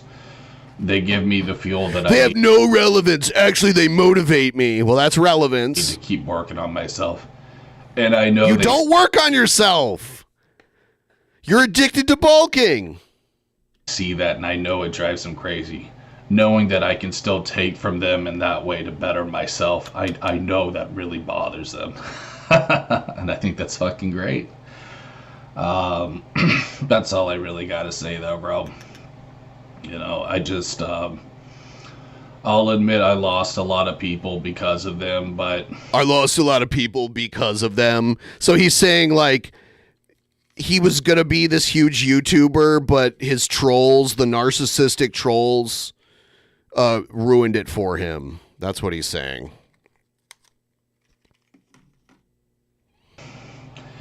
You meet new people along the way. Subs don't fucking matter to me, bro. Then why are you thanking people for buying them for you? I'm just going to do, like I said, whatever the fuck I want. I don't care if my... You can't do whatever the fuck you want. Your dad grounded you from streaming, and I know you want to stream. So that's one easy example of something you can't do even though you want to do it. There's more. But that's a big one. Viewers don't like it. I'm just being real, I really don't care as long as I feel like I'm being genuine to myself and, doing something for humanity, helping people in some way. I'm just going to keep doing that, bro. Because, again, if I could quote Wes Watson, sorry guys, had some popcorn earlier. He's got popcorn stuck in his throat? What? Sorry guys. There we go. That's what it's all about, dude. Having that purpose in life, that's what it's all about. When you're following your life's purpose, you have everything in life. Nothing else really fucking matters at all. You know what I mean? Like, a lot of people just aren't following their life's purpose, and they're miserable. Even as millionaires, a lot of them are just completely miserable.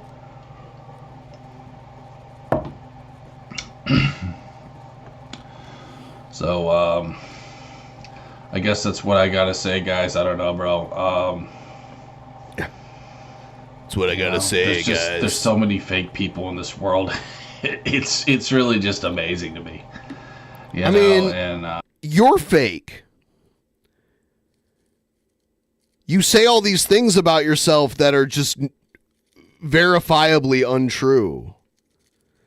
You are fake. You try to put up this facade that's... we can see that it's not true. It's sad, but that's why I just say stay low-key, bro. Like with that video when I was talking about that one asshole fucking Dame drops.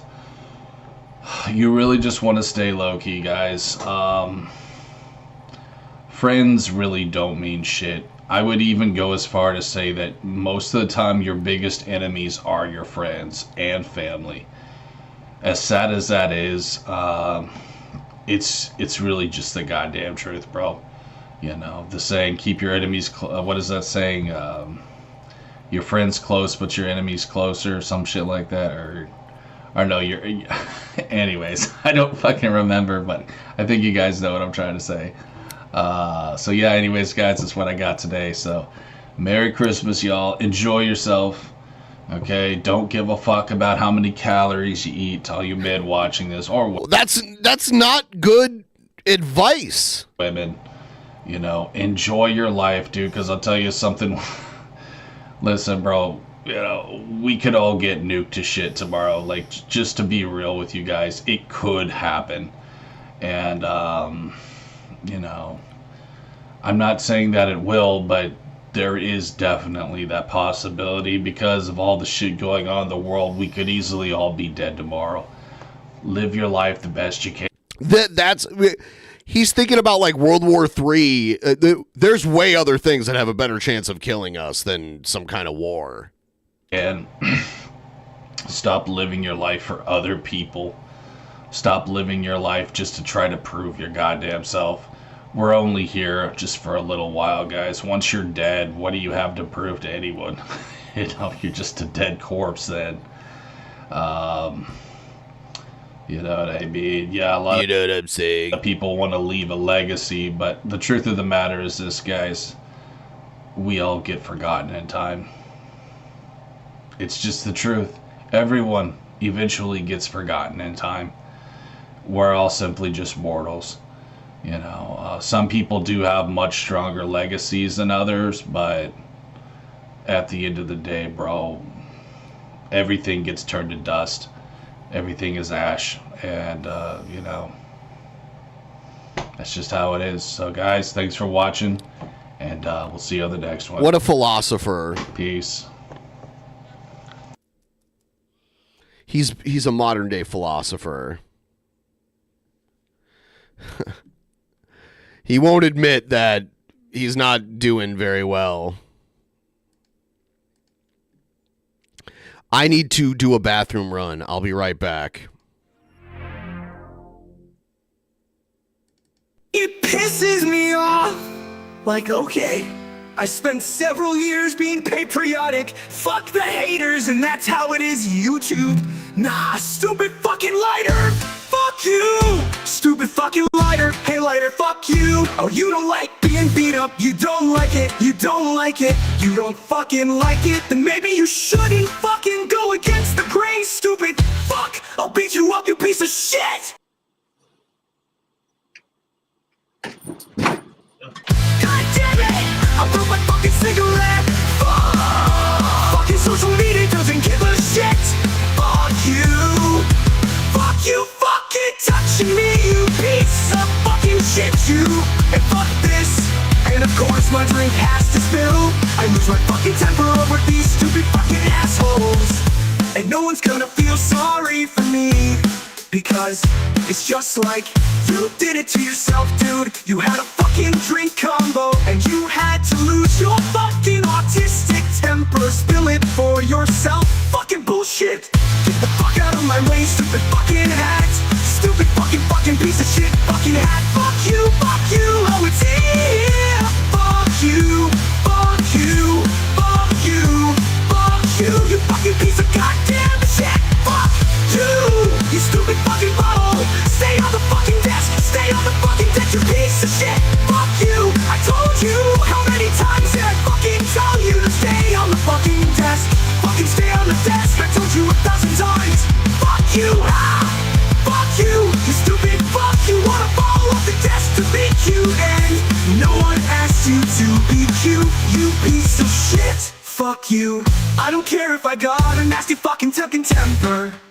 Fuck you. Stay the fuck in my hand, you piece of shit. I'll smoke you until you're dead. Fuck you. Don't care if anyone cited me, I'm fucking miserable.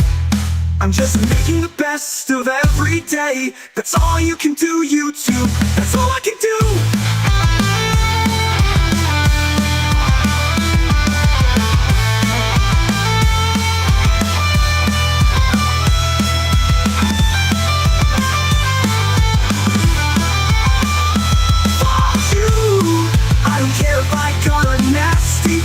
Temper, fuck you. Stay the fuck in my hand, you piece of shit. I'll smoke you until you're dead, fuck you. Don't care if anyone cited me, I'm fucking miserable. I'm just making the best of every day. That's all you can do, YouTube. That's all I can do. All right, back again. Please give the stream a like. He spent several years being patriotic.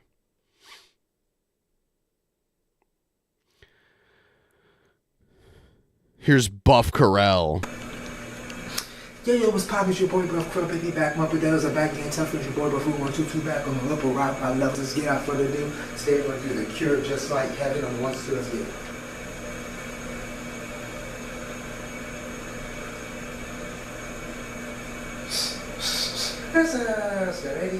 He still does it. He's still doing the warm up.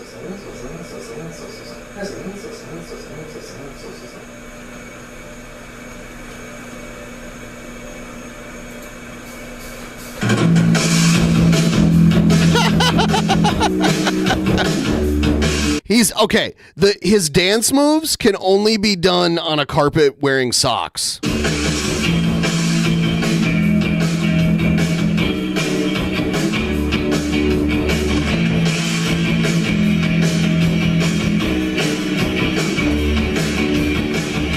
Yes, he has a poster of himself.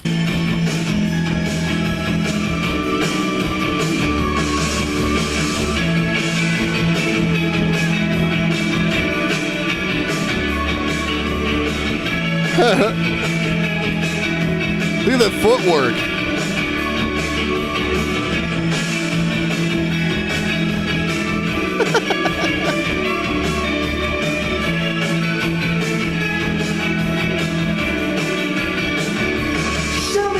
Show me how you He's not the best singer. do that trick.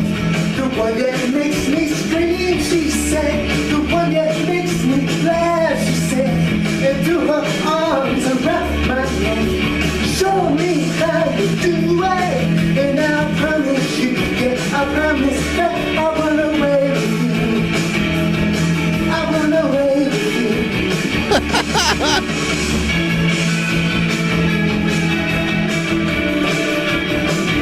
I wonder what his neighbors think. This looks a lot like an apartment.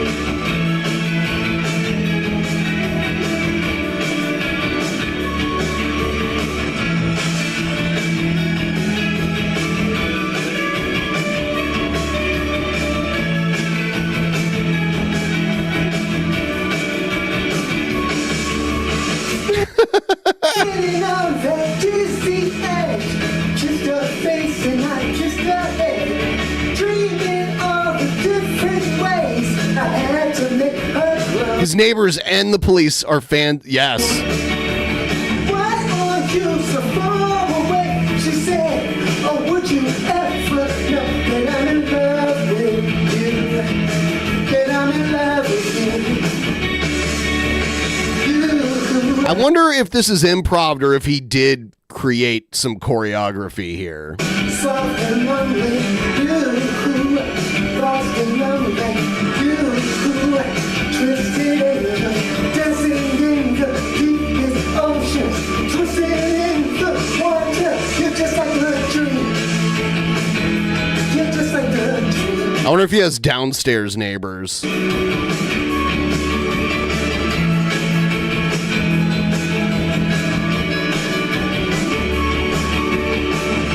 He used to do his videos in his bedroom, but apparently he does them. I don't know if this is his living room. Apparently, I mean, like, we're clearly the camera's in his kitchen. This might be a very small apartment.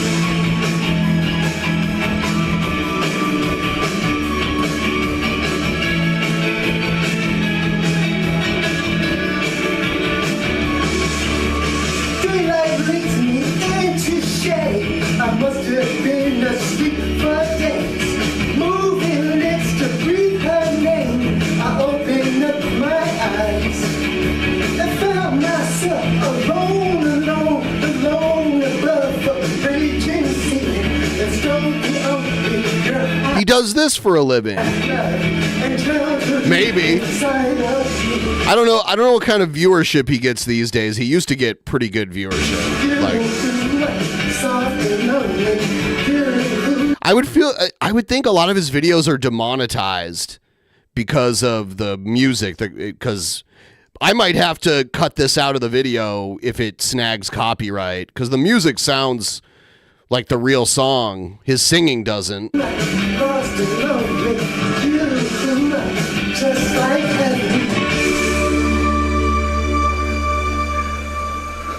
He definitely spends time in the gym, I would say.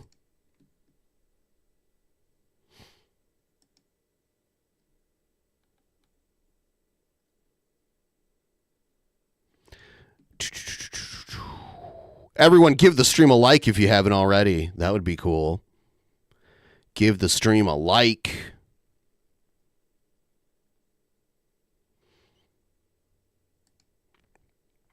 Checking something out right here. There we go. You should get him on the show. Yeah. You know what? One really bad thing about Elon Musk buying Twitter was the way I used to reach out to people to try and get them on the show. And now they have it, the way they have it now is that you can't DM people unless they follow you. Or it goes into like an approval thing that a lot of people never check. But that's how I used to communicate with a lot of people and reach out to them to see if they wanted to come on. But that was kind of taken away when Elon came, and I refused to play, or I refused to pay for Twitter. I thought about it, and I was like, nah, it's just really not worth it to pay Elon Musk to use Twitter. So, didn't do it. Twitter's just a cesspool. I'm wondering if I have anything else. What is...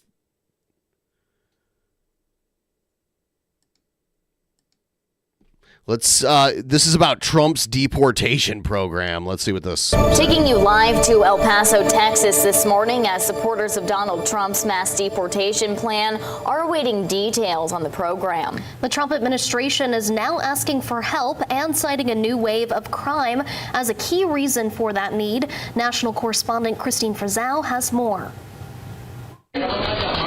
After this shocking video of alleged Tren de Aragua gang members in Aurora, Colorado went viral over the summer, some city officials later called it an isolated incident. The same apartment complex, though, where 16 suspected TDA members were arrested on Tuesday. The victims were held against their will. They were actually bound, both the male and the female. They were pistol whipped. They were beat. They were victimized. They were terrorized. The incoming Trump administration blaming migrant crime on changes in immigration policy under President Biden, citing it as a key reason for the mass deportation program. Day one will be ICE officers across the country will be out on the streets. Incoming Border Czar Tom Homan already asking for help from the Department of Defense. They're in cages. It's a concentration camp. Congress. I'm telling the minimum we need 100,000 beds because we got a big population to look for. 26 Republican governors voicing their support in a statement released through the Republican Governors Association stating, "We stand ready to utilize every tool at our disposal, whether through state law enforcement or the National Guard, to support President Trump in this vital mission." The ACLU warning that support could mean giving local law enforcement the green light to profile people of color or those who don't speak English, as some Democratic governors vow to fight back. We have laws on the books in the state of Illinois. I'm proud of those laws that protect people who are undocumented here. But other Democrats say they plan to work with Tom Homan, at least when it comes to deporting criminals. We both Sure, if they're criminals, sure, fine. Agree on violent individuals should not remain in our country. We have laws here in the city. Who disagrees with that? That if they have a history of violence, then they shouldn't stay. Who said? On how that could be handled, my legal team is going to sit down with his legal team to make the determination if an executive order can change that. Those changes will almost certainly be met with legal challenges every step of the way. Those on both sides of the debate already gearing up for the fight. In Washington, I'm Christine Frizzell. And we're going to take you live now to Marjorie Taylor Greene's X page this morning. These women have that like forced TV anchor voice. The way their inflection with the way they speak. I've heard comedians do parodies of the way people on the news talk. Where she praised Trump's pick for border czar, saying, quote, Trump's God pick bless for Tom border Homan. czar. Americans are being tasked with finding hundreds of thousands of illegal alien children because of the Democrats' open border policies. The heartbreaking reality is that many of these kids will probably never be found. As a mother, this crisis is deeply personal to me, end quote.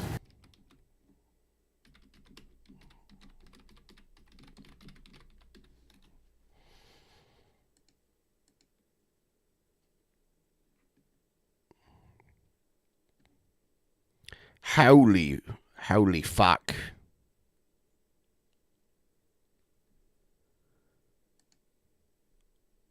Holy fuck.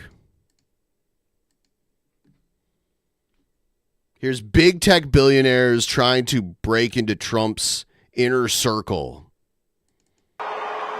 Big tech billionaires trying to break into President-elect Trump's inner circle. His inaugural fund getting million-dollar donations from Mark Zuckerberg's Meta, Jeff Bezos' Amazon, and OpenAI CEO Sam Altman. X's Elon Musk calls himself the first buddy. I want to get ideas from them. Look, we want The first buddy.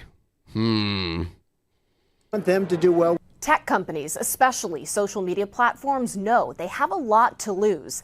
In addition to an incoming president who's accused them of censoring conservative speech, gripes with social media companies, from privacy to child safety, are some of the few things Democrats and Republicans in Congress can agree on. Scrutiny of their industry is about to get more intense. Take Trump's pick to lead the Federal Communications Commission, Brendan Carr. For too long, Republicans just sat by and said, look, if a large corporation wants to do something, who are we to stand in the way? And Democrats said, well, they're ideologically aligned with us, so we'll let them get away with it. I think that era is over. Carr wrote an entire chapter in Project 2025 about how the FCC should be run, which includes making it easier to sue social media companies over how they moderate content. Platforms say that would force them to either moderate nothing or everything, drastically changing the landscape of the internet. Then there's the issue of TikTok. The company's last hope for dodging a ban in the U.S. could come from the Supreme Court. Or Trump may try to throw out a lifeline once he's in office. You know, I have a warm spot in my heart for TikTok. Other companies on notice are Google and Apple.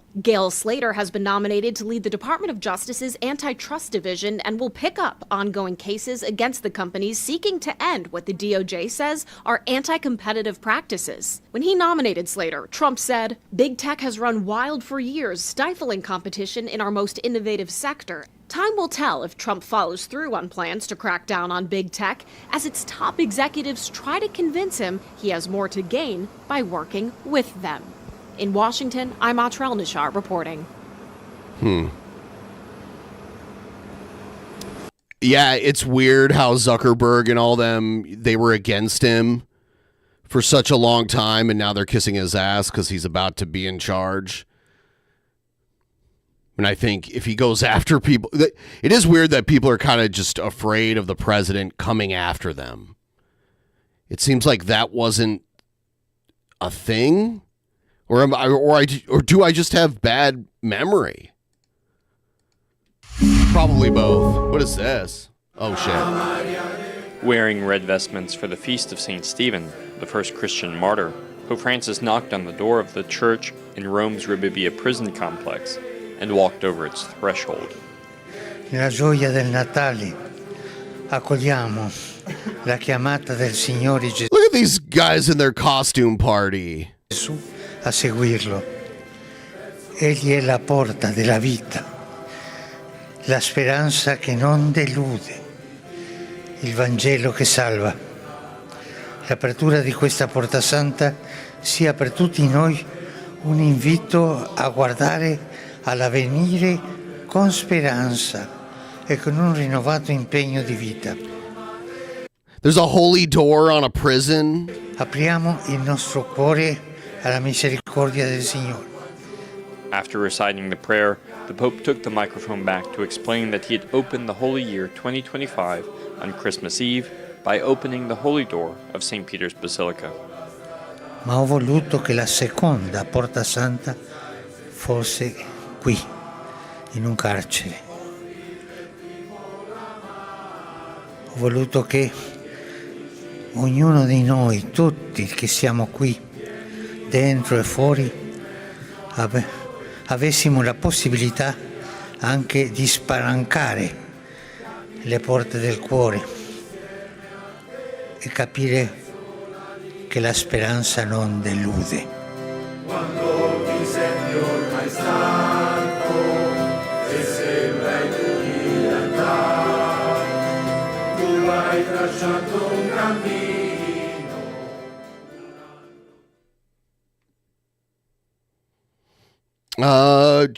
Trump vows to seek executions. So Biden commuted a bunch of death sentences to life in prison. And now Trump's like, well, I'm going to give more people the death penalty. So President-elect Trump is slamming President Biden's decision to commute the death sentences of nearly every inmate on federal death row. The president says converting 37 death sentences to life sentences is consistent with his administration's moratorium on federal executions other than for terrorism or hate-motivated mass murder cases. Now, Trump is promising to vigorously pursue the death penalty once he takes office. ABC News White House correspondent Mary Alice Parks joins me with the latest on that. Mary Alice, President-elect Trump says Biden's move to commute these sentences makes no sense. But can he do anything to reverse that, or is he limited to pursuing the death penalty only in future cases? Yeah, there's really nothing he can do. This is a power that the president has, the presidency holds, and President Biden made this decision. Actually was sort of a long process. He worked with his Justice Department. And like you said, I don't think it necessarily comes as a surprise. This has been the policy of Biden's administration to put a moratorium on federal death sentences. Of course, he's a devout Catholic. President Biden has talked about being against the death penalty for a large, sort of long part of his political career. We know that Pope Francis also called for the end of the death penalty. If Papa Nova isn't real, then what's this? Checkmate, atheists. Exactly. Checkmate, atheists. What was the origin of that? Was that like, because I saw a troll video years ago of like a guy who pretended to be a conservative Christian, but he wasn't. It was like a satirical guy, like a satirical thing. United States, and that Biden is traveling to meet with the Pope later this month. But like you said, Trump has been absolutely blasting Biden for this move. He has promised to vigorously continue the death penalty when he takes office. Even yesterday on Christmas, he put out a number of posts. He said that those inmates should, quote, go to hell. He blasted Biden. He blasted what he called the radical left lunatics for this move. And he also talked about, in his terms, maybe wanting to weaponize the Justice Department himself. He said that Democrats should be worried that their only chance of survival is getting a pardon from Biden too. Diane. Meanwhile, Mary Alice, President-elect Trump is nominating a former Miami-Dade commissioner to serve as ambassador to Panama. Now, Trump has been threatening to retake control of the Panama Canal. So what does this nomination say about Trump's strategy there? Yeah, this has been really interesting. The last few days, Trump has been laser focused on Panama. Yesterday, again, on Christmas, he was again blasting Panama and its control of the Panama Canal, saying that it's ripping off American businesses, that it needs work and investment. Of course, the Panamanian president has been quick to push back and said that every square inch of the Panama Canal is in their sovereign territory and that that's not going to change. But Trump has continued to say that he thinks they should explore the idea of trying to take it back. He hasn't elaborated on what that would look like. But yesterday, I think it made this announcement, this nomination of who he would like to be ambassador to Panama even more interesting, considering all this back and forth. So yes, he picked former Miami-Dade County Commissioner Kevin Marino Cabrera, who a lot of people know from the campaign trail because he helped run Trump's Florida operation. Of course, Trump has been so proud of his sort of home state and has been pushing and pulling from the state of Florida to fill out his administration and his future cabinet in so many ways. There's going to be a whole lot of sort of Florida men that are coming, and women that are coming to D.C. to work in this next incoming administration and in all these ambassadorships as well. And Mary Alice, President Biden has also been Yes, Edward Current. Yep, Edward Current. Checkmate, atheist. busy over the holidays signing some bills into law. What can you tell us about that?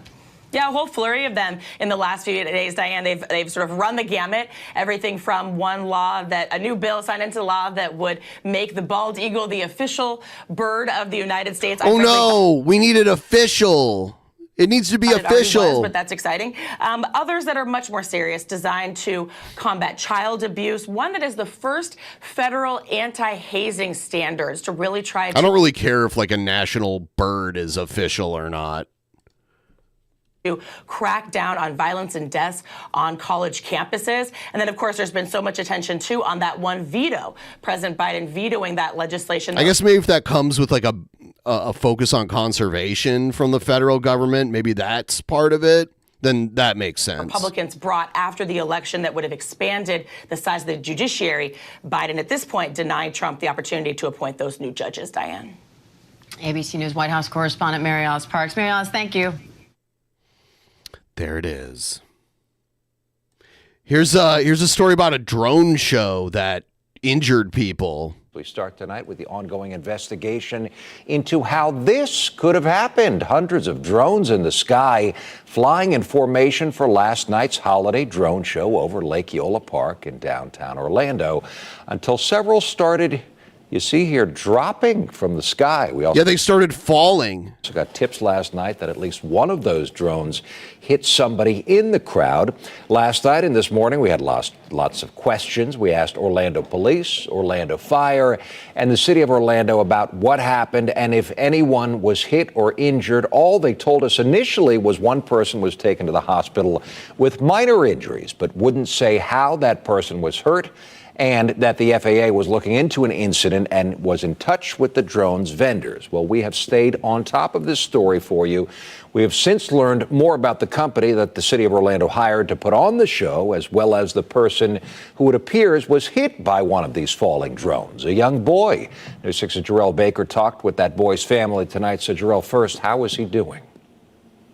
Well, right now that we know that he is undergoing surgery right now, family is... That's crazy to get hit by a drone from these drone shows. Pulls through with a recovery. As now, well when we as. talked with the mother, she said that the doctors told her that it seemed like the boy actually had a bomb that went off in his chest. That's how bad the impact was from that drone. And we also talked with an expert about how this could possibly even happen. Adriana Edgerton told News 6 her son, 7-year-old Alexander, is in the hospital tonight after being hit in the stomach by a drone during a those fell hard. Drone show at Lake Eola Saturday evening. Edgerton couldn't interview on camera due to her son undergoing emergency heart surgery. She told us that Alexander was taken to the hospital at 9:44 a.m. this morning. Edgerton says since then, doctors told her the drone shocked Alexander's heart, causing more damage than what doctors first thought. That's crazy. Is it typical to see some drones fall out of the sky during drone show, or is this something that doesn't typically happen? No, this is not a typical thing.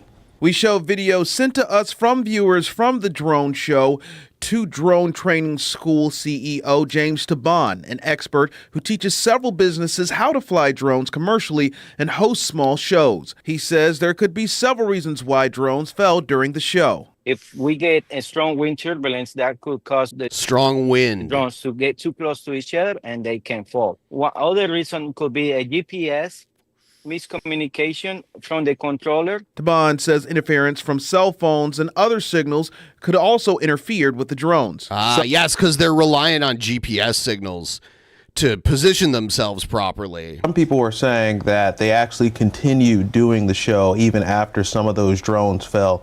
Is that something that's typical, or would it have been safer to kind of end the show, in your opinion? In order to avoid other issues that could land all the drones and cancel the show. I don't know why they continue flying the drones. Tonight, we received a statement from Sky Element Drones, who had conducted the show, saying that Sky Element Drones wants to extend our sincere hope for a full and speedy recovery to those impacted at the Lake Eola show in Orlando on Saturday, December 21st. The well-being of our audience is our utmost priority, and we regret any distress or inconvenience caused. Now, the company also says that they'll be working with the city of Orlando and the FAA during the investigation to see what caused this to happen. You can read the full statement over on clickorlando.com. What else, Carell, do we know about this company? They have some experience. I mean, there's definitely going to be a lawsuit. This is not their first rodeo. Hopefully they have insurance for this kind of thing. even have experience here in our area. Last year, they put on the drone show as well. And also, according to their website, the Sky Element says that they put on the Guinness World Record-breaking drone show at this year's IAPA Expo at the Orange County Convention Center. So not only do they have experience doing this, but also here in our area. Yeah, and of course we told everybody at home about it when they did that and they broke that record. All right, Carell Baker, thank you very much. To that point, drone shows have become increasingly popular, especially at our theme parks. Our theme park expert, Haley. Yeah, it's like drone shows are trying to replace fireworks displays because they can be more elaborate and you can, make animations with them and all that shit.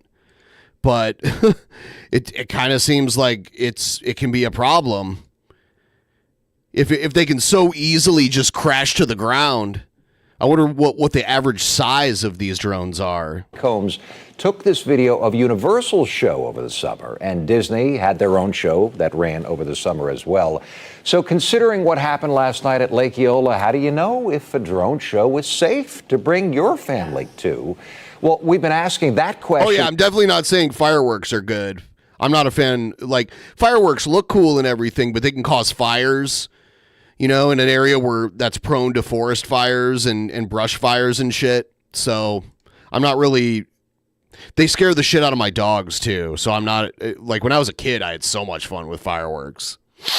I played with fireworks like crazy when I was a kid running around my neighborhood. But now I'm just, I try to avoid them. Since last night as well, and we found out shows are highly regulated. According to the FAA, all drone arrays and light shows that use more than one drone at a time require a federal waiver. So in order to get that waiver, those putting on the shows need to tell the FAA what software is controlling the drones, the safe and restricted areas to keep people at a safe distance, what they plan to do if one or more drones fail, or if an aircraft gets too close to a show. The show operator also has to tell the FAA how it keeps the drones within a confined area using geofencing and whether that operator has enough people to run the show. And those are just the blanket federal rules for flying drones. There are also more specific rules just for Central Florida, so we posted them. If you'd like to take a look, all inside this story on clickorlando.com. Here's a story I saw the other day about a guy who owns what they're calling a flying car, but it's basically like a manned drone. It flies like a drone, but it's large. So it is. It's not a stretch to call it a flying car, but it works the way a drone will. Like it can hover in place.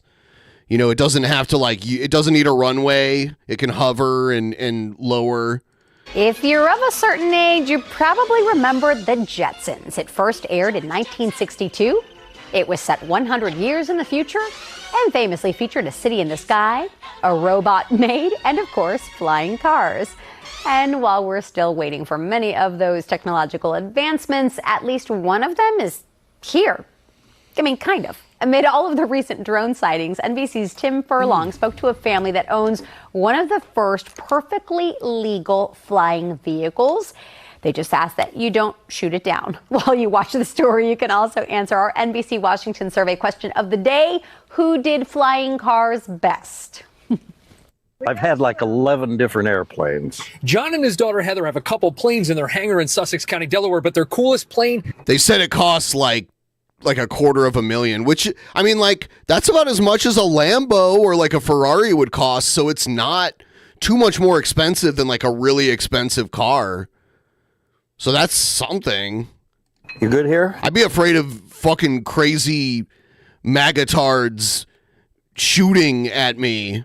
It isn't a plane, or technically thinking even a I'm drone. like the government or something. It's a flying car. Takeoff and landing is a little steep, but John is 86 years old and He's 86 and he's flying this shit. Loves flying this thing around the countryside. When I was a kid, I always dreamed laying in bed of flying in a magic carpet. I fly around in this thing. It's like I'm on a magic carpet. John and Heather are among the first 5 Americans to own a black fly vehicle. They are licensed pilots, but they say they actually only need a driver's license to fly this. How can that be true? How can you only need a driver's license? The rules are so much different. Like, you can't fly near an airport, I'm sure. Like, and I'm guessing your altitude is limited. How can you only need a driver's license to pilot this aircraft? We feel like this is manifest destiny. Like, we are the first people in America to actually have a flying car.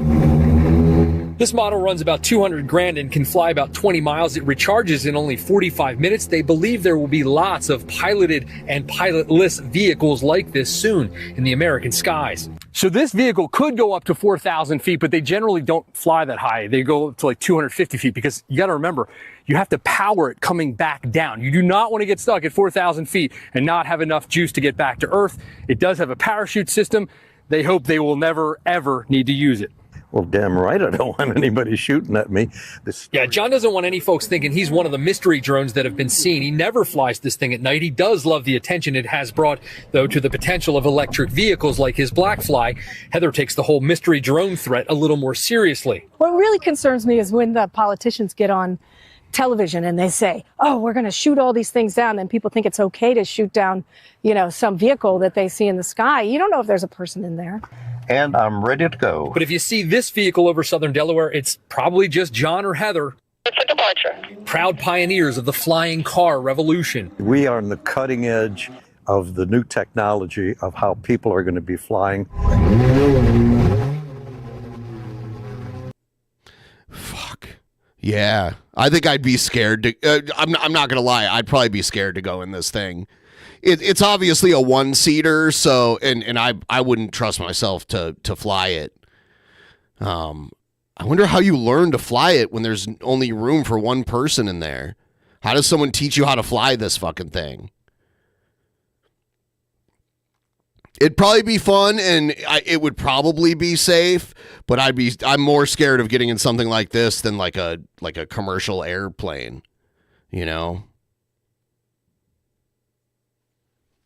And you're running on a battery, so you got to make sure you get back, and you're like within landing, like you get ready to land because you got to land all the way on the ground before the battery dies.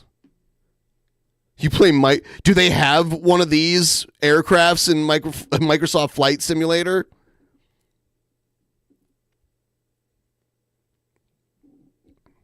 I remember I played Microsoft Flight Simulator and flew over my neighborhood, which was really weird that you can do that.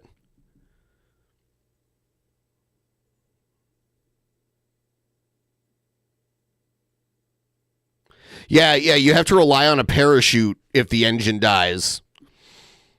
It just doesn't seem worth it to have a flying car. It's a novelty. I don't know if we'll ever, because there's so many people that can't handle a two-dimensional plane.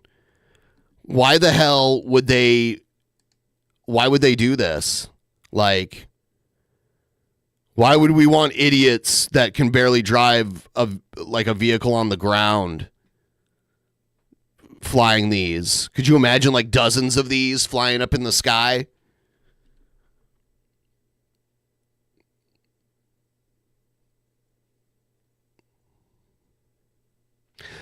By the way, guys, trying to get to 20% on this stream. We're really close. If you guys want to help us get a little closer, use the link pinned in the top of the chat.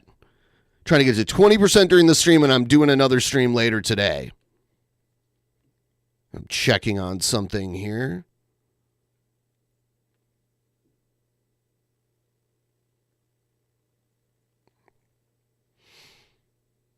Beer.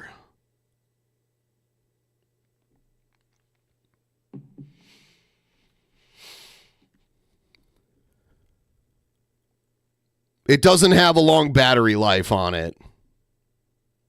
It takes a lot of power to move those propellers.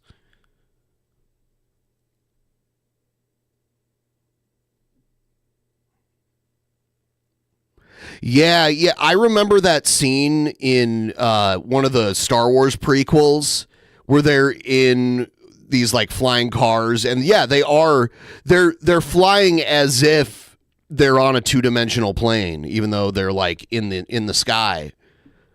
Yeah. That does defeat the purpose. But then you have to have order to it, right? Otherwise, there's going to be crashes. If you have people coming from all directions, it just seems like way more trouble than it's worth.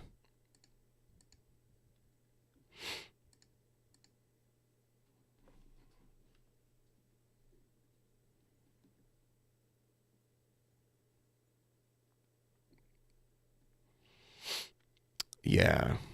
Yeah, that scene in Star Wars. Was that the second prequel where that happens? Or was that the third? Can't remember.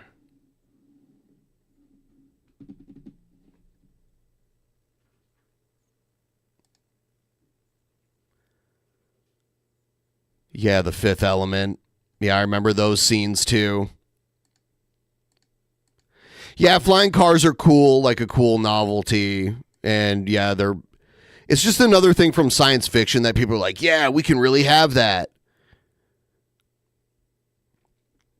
And, you can have ones that work. I just think it would be like a safety and logistical nightmare. And then people be trying to regulate this shit. It would just get out of hand.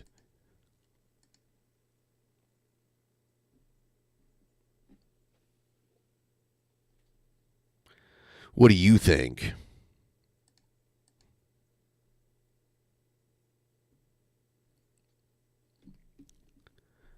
Think, McFly.